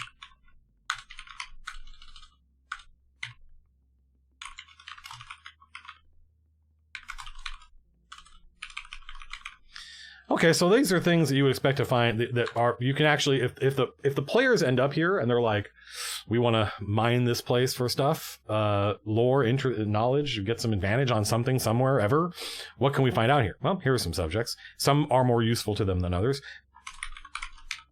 And I'm not going to do, this is another design thing that, you do a lot, is you start by thinking, okay, we need a list of subjects here that are well covered, that somebody spending time here would figure out. And then we need a list of stuff that you would expect to find here, but is actually missing, because that's realistic. It's a minor library here in the city. But in reality, once you've got the list of the subjects that are covered well here, it'd be like, that's it. That's it. If it's not on this list, then roll, and there's only a 15% chance you're going to find it, right? So you often, there's a lot of scaffolding, is what we call it in design, of stuff, work you do or think you have to do. And then once you've done other work, you go, oh, actually, I didn't need this. I only thought I needed this to build this, but I can take this down. So I don't need to actually figure out what's missing. I just make the point when they get here, by the way, there are a lot of books here, but they cover a very narrow group of subjects, if that makes sense. Every library I put in a game always has a section of trashy romance novels. Yeah, I think that's a good idea, but I don't think that's going to be in the Wizard library. There are actually a lot of libraries in this house, because this is still a culture where we have the broadsheets, but we don't yet have pocket books. So this is still a culture where owning books is considered prestigious. Doesn't even matter what the books are, right? In fact, a lot of Americans, this may be true generally in the West, I don't know, but a lot of Americans fetishize books. Don't write in that book. Why? Like the actual paper doesn't have value. What's written in it has value. That's a very alien notion to most Americans. The idea that the value is in the writing. The idea is most of us are still, in one way or another, descended from folks who lived through the Depression and are themselves descendants of farmers who just a book. If they had 3 books in their house, that was a big deal. Well, then the 1920s and 1930s came along and books became incredibly cheap. And it's been almost 100 years since then. So you go to a really good used bookstore, like a really big used bookstore, and you're like, oh my God, 90% of everything they published, 98% of everything they published in the last 100 years is worthless, mass-produced crap. This isn't that. This is, books are important. Just being able to buy books is a big deal. Most people in the city do not own a book. So that's the context for why there's so many libraries here. And so we've got a good library here. It's its only job is to, is there within the library a smaller office? Yes. There's a librarian's office, which I'm going to put as a level 4 header. So it's inside the library, and it is where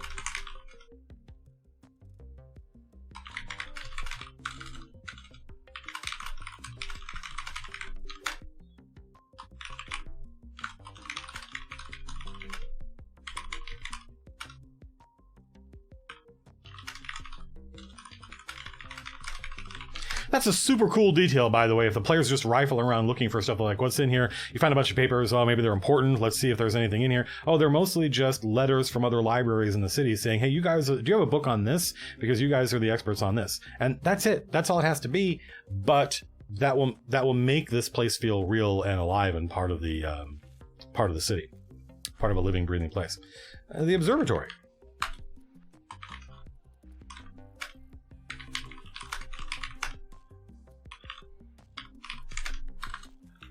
Is there an actual telescope here? Keep in mind that like most observatories, like Tycho Brahe's observatory, was just a big building. Like you could be very small in this. A big building with a hole in the top so that it would block out all the light of whatever city was nearby and let you observe a very specific part of the sky. So I don't even know if these guys actually have a telescope, but I think they probably do. Capital is advanced enough that there are telescopes.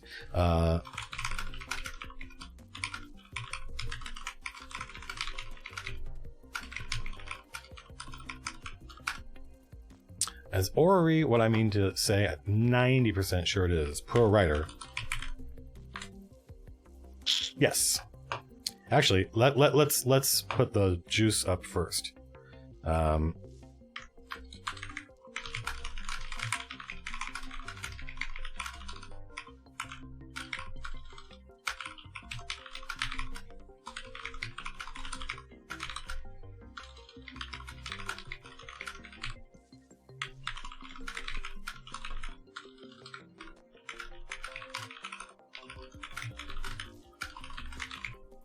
Depecting?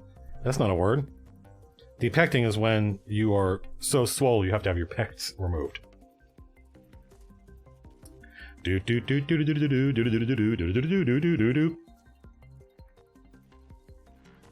are the jokes, folks. A little song, a little dance, a little seltzer down your pants. How good is this music? Hello, Superman Isaac. Superman Isaac. So, this room is dominated by a massive orrery depicting the mundane world and the various manifolds that orbit and intersect on this map.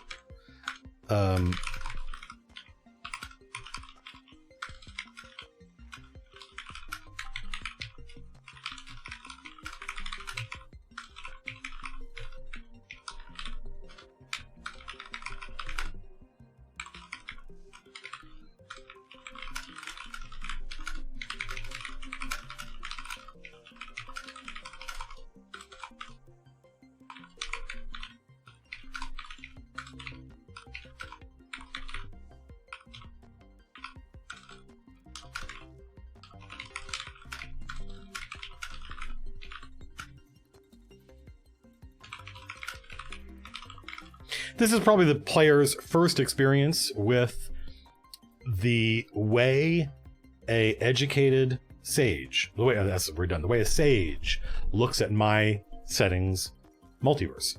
Is this orrery doesn't show you planets and stars. It shows you all the different, what the sages call manifolds, what we would call universes or different planes of existence, right? So there's the mundane world, which is the one they're on. Then there's the world below. There's Arcadia, which is where the elves retreated to. I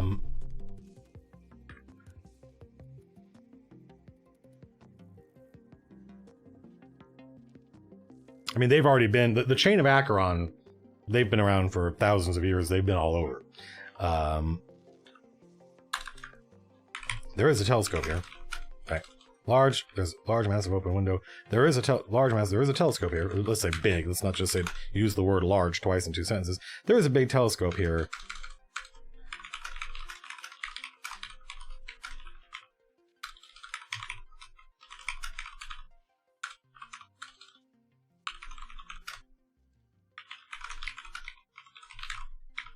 Let's put what this room is for up front.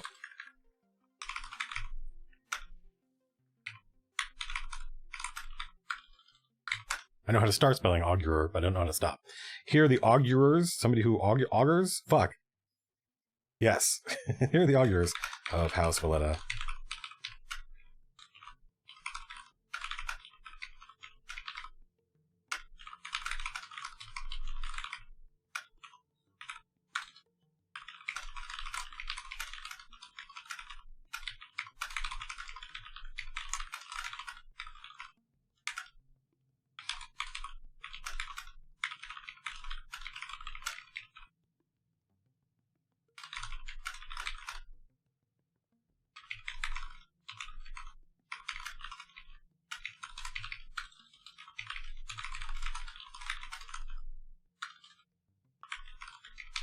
What counts as using the observatory? I don't know. Either using the telescope to look at the stars, using the orrery. There's probably some other stuff in here to divine the future. Because the thing,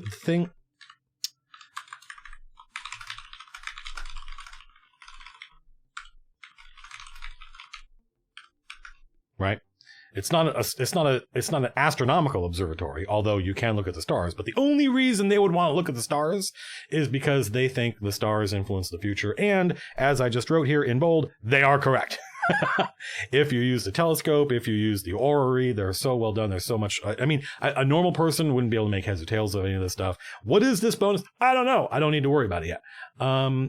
But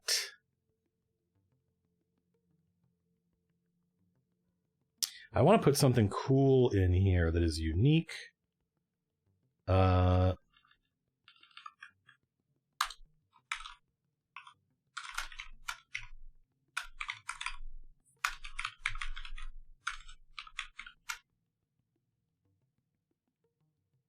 What are the parts of a pendulum called?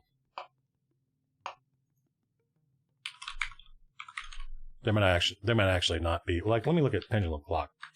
See if I can Wikipedia this shit and get some. What do they call, like, the weight? Probably the weight. There is a large pendulum here.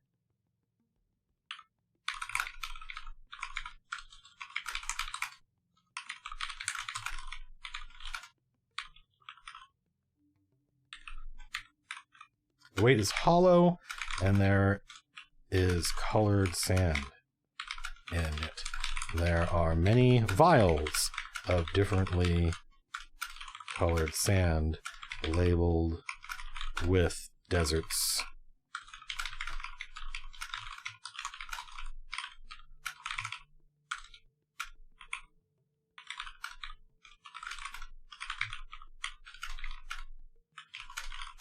Has two more.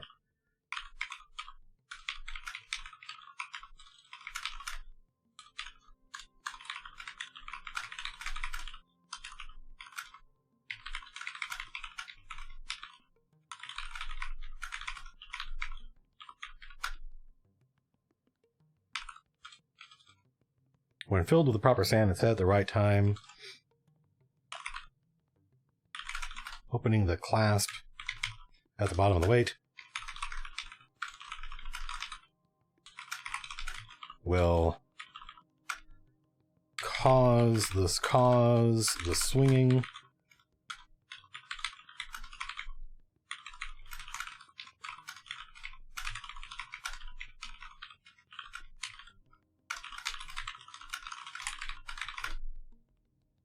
from which the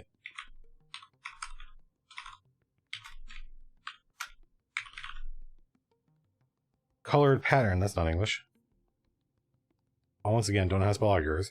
I think I got it right the first time and then couldn't get it right again. Color on the floor, which augurers can, which. So it's this crazy, this is the kind of thing, this is the kind of thing that I would expect to see in some crazy fantastical oracle's place. Does it make literal sense? No, it's magic. Right? But you go to a science museum and they have those giant pendulums that over the course of 24 hours do a 360-degree circle, and that's how you prove that the earth turns. I mean, it's the simplest explanation. I'm sure somebody could come up with a more elaborate explanation. But those things are fucking cool, right? And you're like, that's dope as hell. But what's the fantasy version of that? Well, imagine that kind of mandala, like those sand drawings that different peoples do, and then combining those things. So you put the right sand in this thing, use the right, and it goes. It'll make this. If you ever seen this is so pretentious. If you ever studied chaos theory, like one of the simplest explanations or illustrations of that, some of the principles of very, very, very imperceivable changes in the starting conditions can very quickly produce wildly different outcomes. And one of the simple ways of doing that is you get a pendulum and then you attach like 2 more pendulums to it, and you swing it. And so this thing's swinging, but on it is something swinging, and on it is something swinging, and pretty soon it's doing something fucking crazy that it's never done before. And you take 2 of those, and you get them exactly the same place, and you start them swinging, and very quickly they are, even though they're built the same and weigh the same and the same gravity, and you pull them both equally far apart and you let them go at the same time. Once you've got just 3 hinges, it's impossible to predict what's going to happen. So in that chaos, out of that chaos, this is what this thing is. It's a chaos machine. You put a bunch of randomness into it, and then you let it go, and out of that randomness will come some symbol, some glyph. So imagine, this is a bad example, but imagine if, Judge was here and was like, let's make this thing work. How much time do we got? Oh, we got plenty of time. The guards don't even know we're here. Let's make this thing work. I want to see what happens. And they pull the thing back and they put the sand and they get it working, and it traces out like the symbol of Asmodeus. Right? Like, oh, what? Right? That would be fucking cool, right? So, yeah. And it might be that if you met the guy that runs this place, he'd be like, that thing never works, man. Yeah, we spent a lot of money on that, and it only works like once out of every 20 times, so we hardly ever use the fucking thing. So just because it's here doesn't mean it's some powerful artifact that they used every day. No, that would be unrealistic.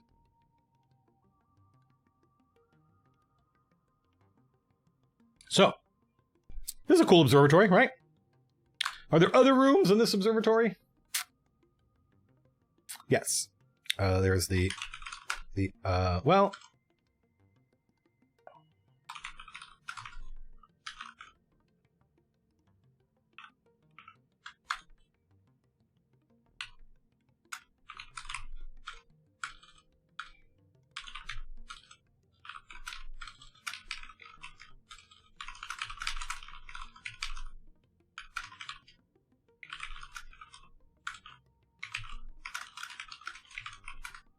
Actually,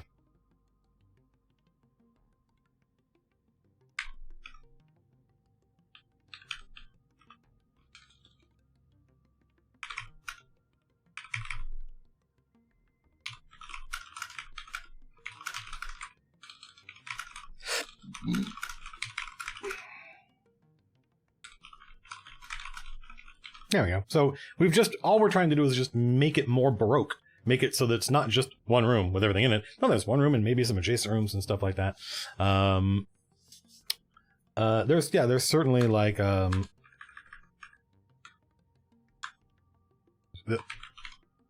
don't know that closet needs a header.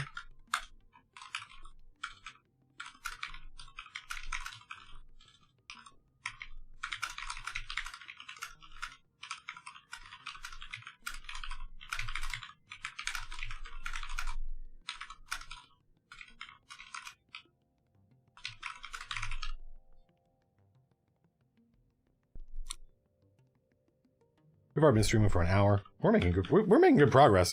Like, I don't know what it's like for you folks, 843 people watching, but yeah, Google doesn't like this, but Google can go fuck itself. I just said its name and my phone woke up. So I feel pretty good about this so far. We've hardly gotten any work done, but we've already got like a cool summoning room, right? A decent library that I'm interested in. We got a lot of libraries to work on, but this is probably the biggest one. And a dope ass observatory, right? It's got a closet, it's got a balcony, it's got a cool, unique thing here. We also got like a couple magic items already. The Lector and the Tarish Vart, which that's a temp name. I think there's already a fucking there's a demon bane sword in here somewhere. Yeah, just in case. So there's a alchemical laboratory. This is several rooms.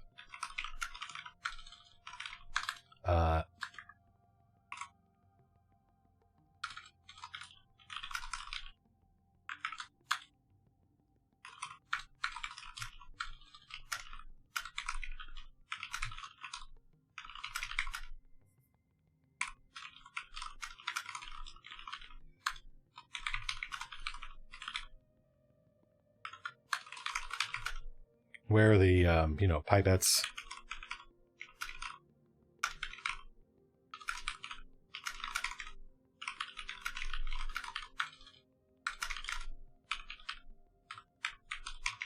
I don't know what that word means, but it's something I see associated with this stuff all the time, so fuck it.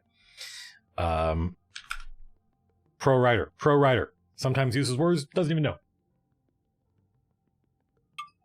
That's how you know it's good. Did Kilmus just dump a bunch of subs in here? Oh my goodness. Kilmus, 10 gifted subs. Thank you very much. I think Kilmus has the record for most gifted subs, although I think Warhouse Bard is working hard.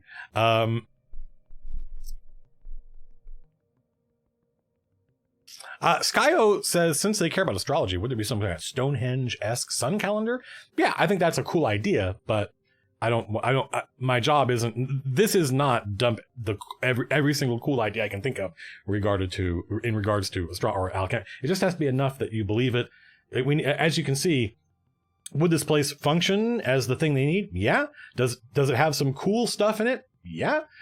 But is it limited? Yes. Like we can't expect any of these things to be just all the dopest shit we can think of.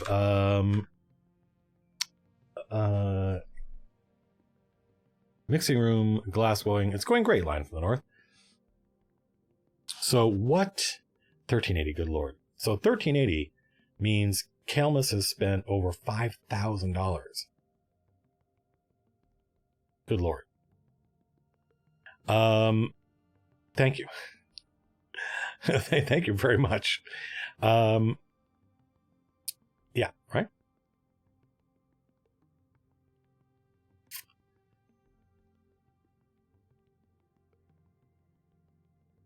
Nice. Turn one, Tybalt. So what else would you find in a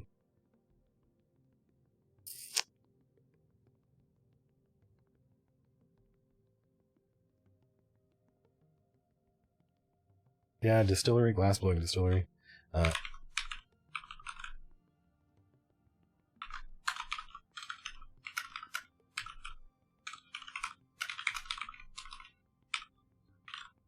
Oh, I know. So I'm dumping down here.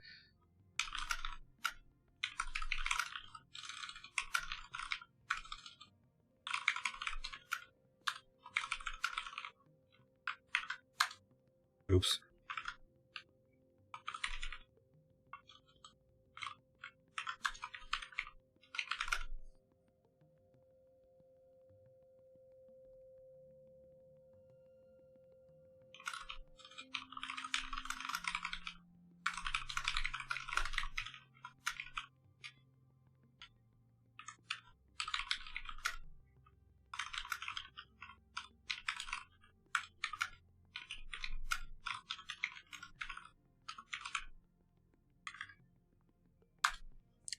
You know.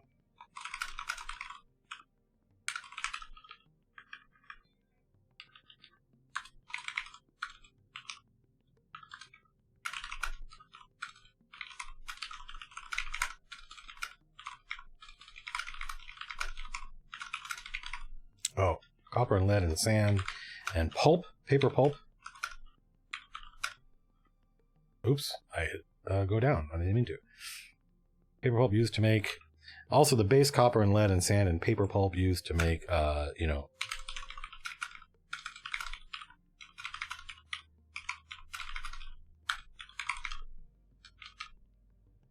So we've already jumped ahead to the next area, ingredient storage, just because I'm trying to get a difference between they do things in the laboratory. They go to storage to go grab the stuff that they use here.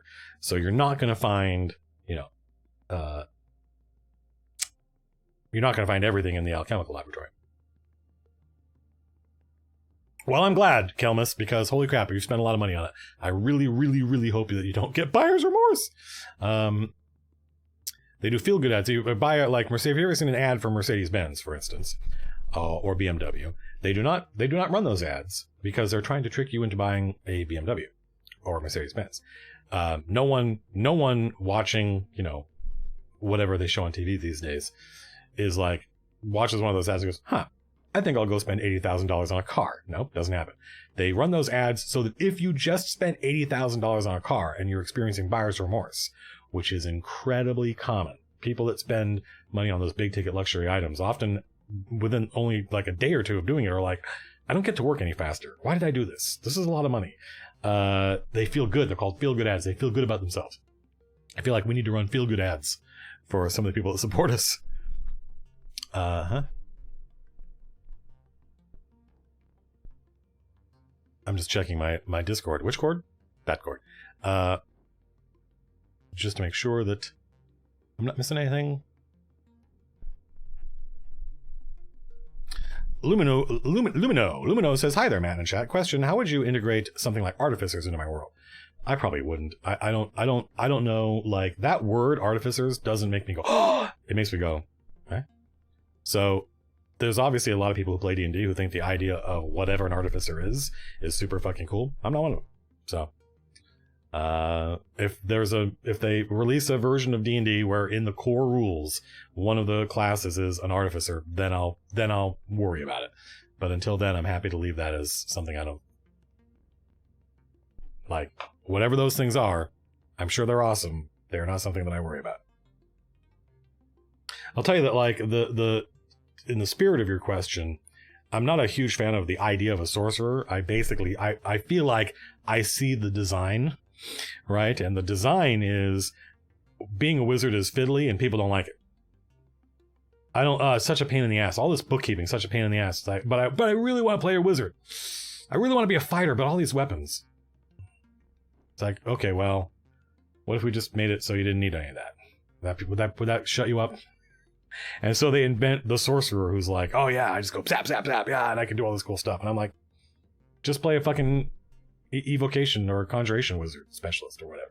So I feel like, I don't think, like, there's, I think, 12 classes in D&D. I don't think that the game would be improved if there were 800 million. I think we would all agree that there was at that number, that's too many. So since we all agree that there is a number that's too many, now we're just quibbling over what that number is. And I think that when you see some of the classes, I'm like, and the artificer is one of those. I'm like, whatever it is I go to D&D for, it's not because I need artificers. So I look at the sorcerer, I'm like, whatever, knock yourself out. So I have to sit there and come up with, all right, fine, what is the sorcerer then in my world? And you're going to see some of this in the Player's Guide to Capital. It's already been written. That sorcerers are basically mutants. Like, this when I talked about this in another stream, people were kind of surprised. But I'm like, isn't that like literally true though? Isn't this me not being too interpretive? But what does it mean to be somebody who can just cast magic that you don't even really understand? Actually, by definition, you don't understand it. And you can do it naturally. It's because you were born that way. You don't have to read anything. It's just, you're one of the X-Men. You're one of the fucking X-Men. And that's cool. That's cool. So I sit there and I just think about, what is this thing? What is its nature and origin? And then I try to continue and be like, what would I conclude based on that? Well, if I understand the nature and origin of sorcerers, I would conclude that they're mutants like the X-Men. And so that's how they're treated in my world. Makes perfect sense. But when I bring this up, people are like, whoa, that's crazy. And I'm like, or not crazy necessarily bad. Some of them think it's crazy cool. Some people like it's weird. But I'm like, it doesn't seem weird to me. That just seems like what naturally follows. And that if anybody thought about it, they would go, oh, I guess they're like mutants. And people wouldn't trust them. I think in general, I adhere to a sort of kind of classical feudal attitude toward this stuff where I don't think normal everyday people would trust wizards at all because they're weird. They get stuff done without having to work for it. If you're a normal person and you want to conjure up out of nothing a bunch of wheat, you can do that, but you got to go get some seeds and have fertile ground and then spend weeks and months busting your ass. And a wizard does it without having to do any of that, and a normal person would not trust that process. They would look very skeptically and cynically and also in fear at wizards because they have power without having to do the work for it. And so that's the context into which a lot of my thinking goes. So when I think about a sorcerer, in that same context, they would fear sorcerers. It would be even worse, because at least a wizard has to study. A sorcerer didn't have to do anything. Right?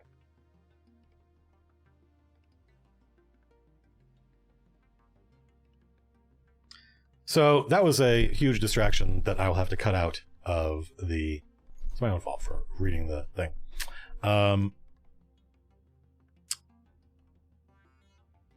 Of the video on demand. So the observatory, I feel like it's done. The alchemical laboratory, right? Several rooms in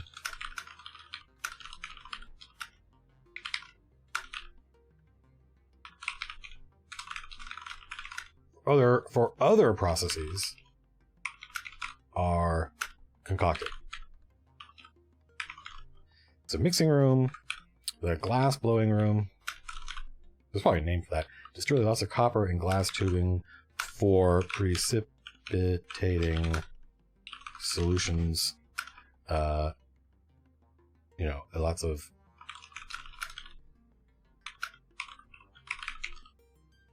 what else might we find in an alchemical laboratory?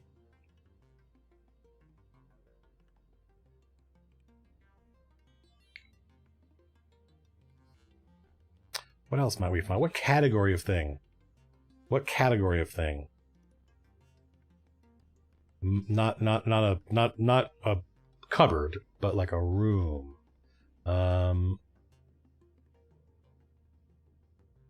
This might be it. This might be enough. Mixing room, the alchemical laboratory, the mixing room, the glass blowing room, the distillery. We'll call that good. Ingredient storage, tons of arcane ingredients. Everything arcane and mundane.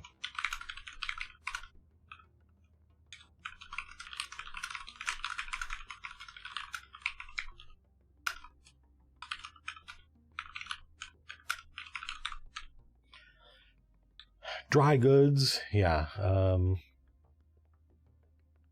I have newt. Weird stuff like I have newt. Also the base.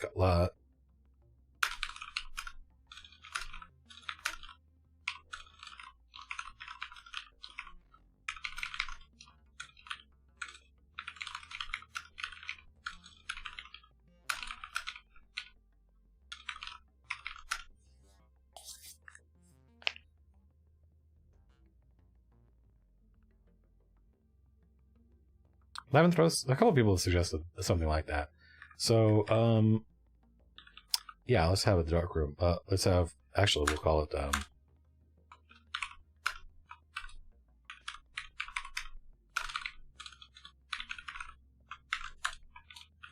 It's Dweeblex in D&D, but I did not know that. I thought it was Jubilex, and I like Jubilex better.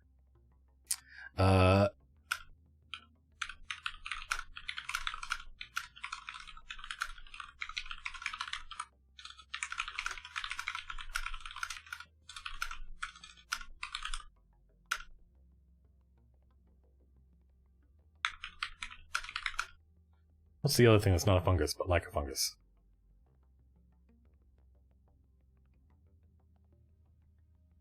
Not lichen. No, a lichen is a mold. That's it. A lichen is a fungus and a mold.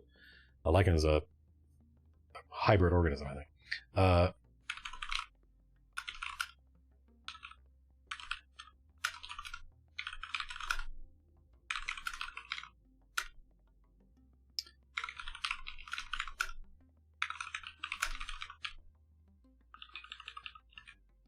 I just like the idea that they would have this elaborate, crazy name for what is an entirely mundane thing in the Jubilex chamber. There's nothing crazy in there. There's just, toadstools and shit.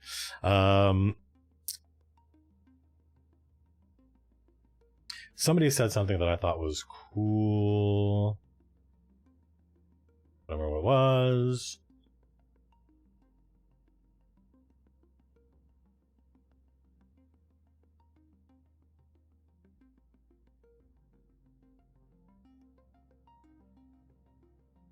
Yeah, let's see. Hang on a second. That's a good idea here.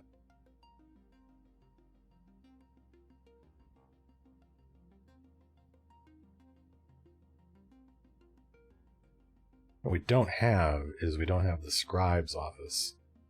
So, well, put that in here.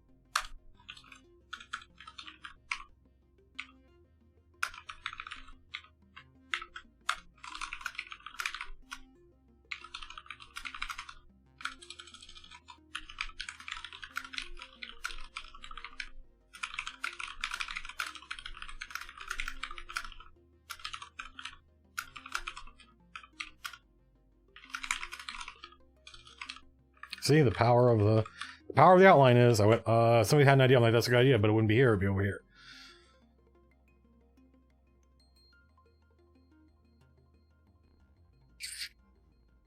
Ingredient storage, this is cool.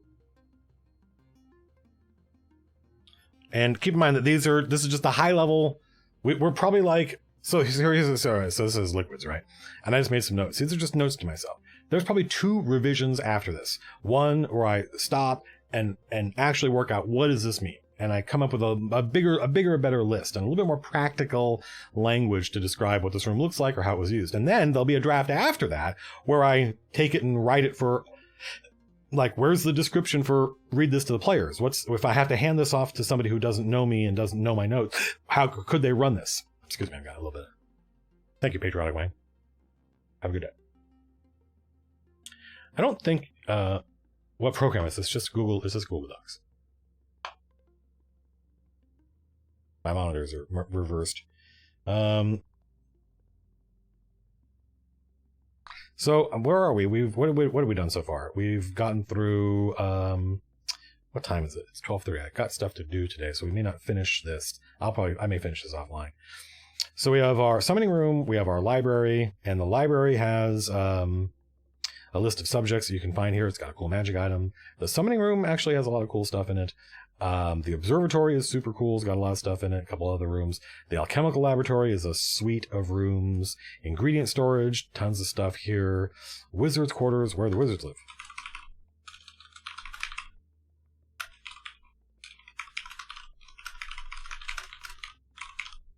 So it's got his bedroom. It's got a bath. It's got a private study. And it's got a receiving room.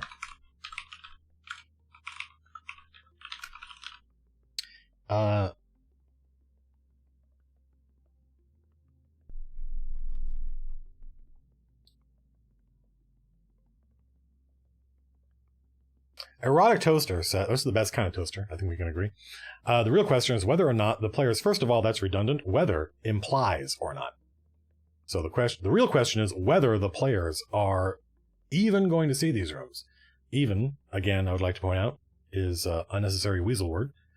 And all questions are real. So we can say the question is whether the players are going to see these rooms. There's no way to know. I don't. Do you know what the players are going to do when they get in the castle? Because if you do, please tell me. And then I can save myself a lot of work. So the goal is to design this place so that it's real and that the players could go anywhere. I don't even know how they're going to get in. There are going to be many different ways into this castle, and I don't know which one they're going to choose. They could come in through the window. They could come in through the observatory. It's a good idea, actually. In which case, yeah, I may need to know all this stuff. They may do something stupid and lose their map and have to just follow the left wall. In which case, right? So, Wizard's Quarter, where the wizard whose tower this is.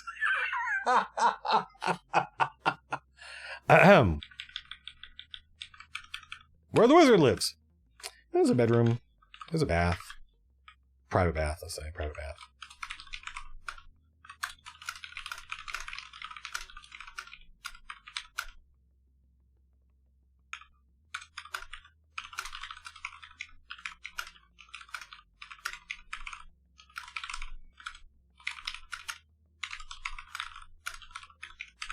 The whole thing about a screen for privacy is pretty Victorian. Before that, nobles would often be naked around their servants. It's a sign of power. It's a way you exert power over them. I don't feel shame in you seeing my naked body because you don't matter. I don't even know your name, right? So that notion of privacy is a noble. The idea of nobles having or wanting privacy is only about 150, 200 years old.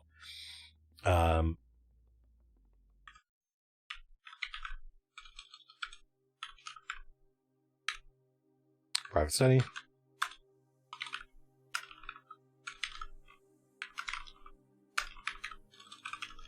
So this isn't sexy. Doesn't have to be. Don't make the mistake when you're designing, building out any physical space that people use to try to make everything fucking super cool and sexy. Nope. The way a place like the observatory gains meaning and sense of wonder is by being contrasted from these things. These are just normal everyday stuff. Are these the same servants who serve the noble family? Which servants? Yes. No, I think the wizard has his own. I think yes. I think that from the servant's point of view, this dude is a noble. And probably he actually is a noble, considering it's A, Rioja, and B, capital.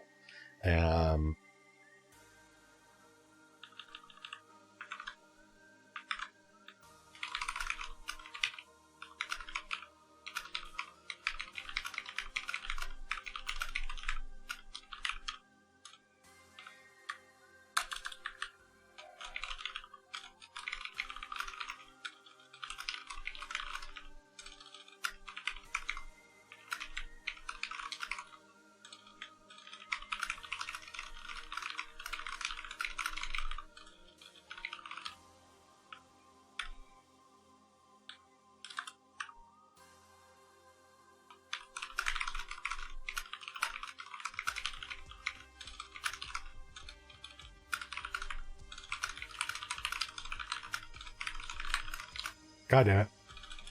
Back when everything thing was alive.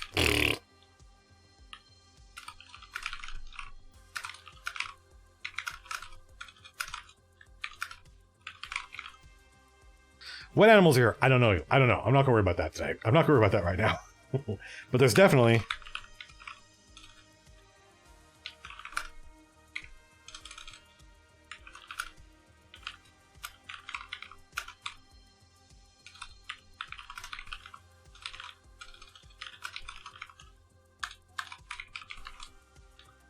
So I'm going to stop. I don't know what's in the museum. The museum is...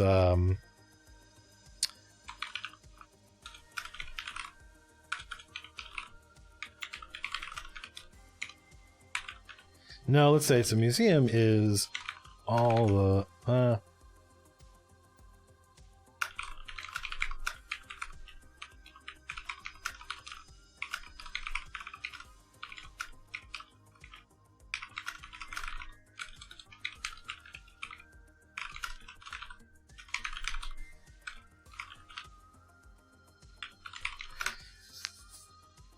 It seems like I'm a terrible typist. I'm not great, but normally I don't have people watching me, and that freaks me out.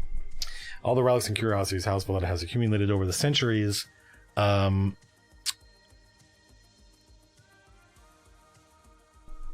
works of art. That's important.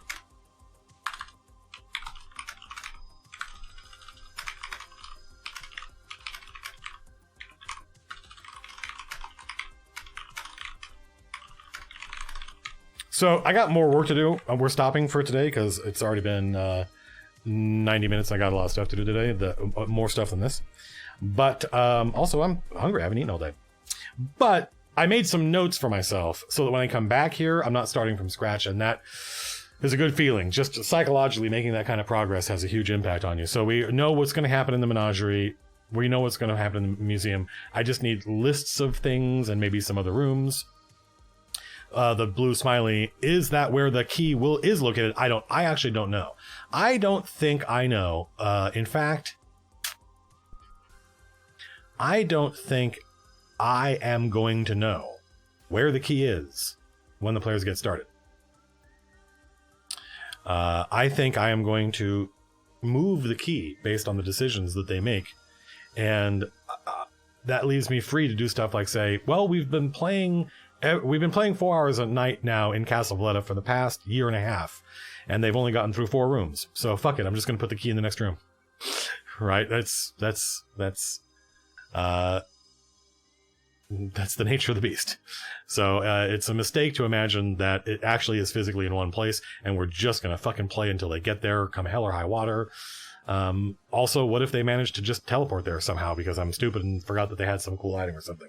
Well, there has to be some ambiguity. So yes, it is currently in quantum superposition. So I don't know how useful this was. There are definitely a couple little bits of design. So I don't know how useful this was. There's definitely some bits of design advice and background. Otherwise, I think most of what we do here during these live streams, especially today, and probably most of House Valetta, I guess, is not going to be that educational, right? I'm just sitting here making a list of stuff and filling it out, and you're like, I could do that. Yes, good. I'm glad you think so. And if that's boring and you check out, I appreciate it. I probably would too. There's only a couple of lessons in here, and they're mostly my approach to things. And once you've watched for about half an hour, you go, I get it. So it can be fun to see that. I think the entertainment value might be higher just because you're getting to see some cool ideas be born. And then you'll get to watch the game be played, and you'll get to see. I wonder sometimes, like, there are more popular D&D streams than ours, but I don't think there are more popular D&D streams than ours where the people watching got to watch the sausage be made. Like, you got to watch us invent capital from scratch in the live streams and then sit and watch us play it and see the players. I asked Anna once, I think right after she became the captain, I said something about like her perception of capital, and she's like, it's overwhelming. She goes, it's a good thing you know all this stuff because, and she made the point of saying, I think as a group, she said, I think we know capital pretty well, but I don't think any one player is really an expert out there. There's just so much to know. And I said, and it is your impression that there is a ocean of data about capital of which you guys have only scratched the surface. She's just like, that's obvious. And I said, I'm glad you feel that way because it is false. There is almost, at the time, now it's different. Now we had writers writing on it, but at the time, there was almost nothing. When we were 20 episodes into the Chain of Acheron, and there was almost nothing that was true about capital that the players hadn't already learned. But because of the way I run the game, because of my attention to detail, and the fact that I don't spend too much time on stuff that the players aren't going to encounter, some of which you saw here, it gives this impression of this huge blue ocean of content. But in fact, it's just this thin layer across the top. So, I will see you folks, not tomorrow, but maybe Monday, and we will continue this. Thank you for tuning in. Thank you for stopping by. We may play some games tonight and hang out, just a normal everyday Friday night hangout, which I realize if you're around now, you're probably not around tonight, but you never know. And until next time, thanks for showing up. Thanks for participating. Thanks for the cool ideas. Some of those cool ideas ended up in this document, and you'll get to see them played out on stream. Have a great weekend, everybody. I will be thinking about you and missing you while we're not streaming. Until next time, be seeing you.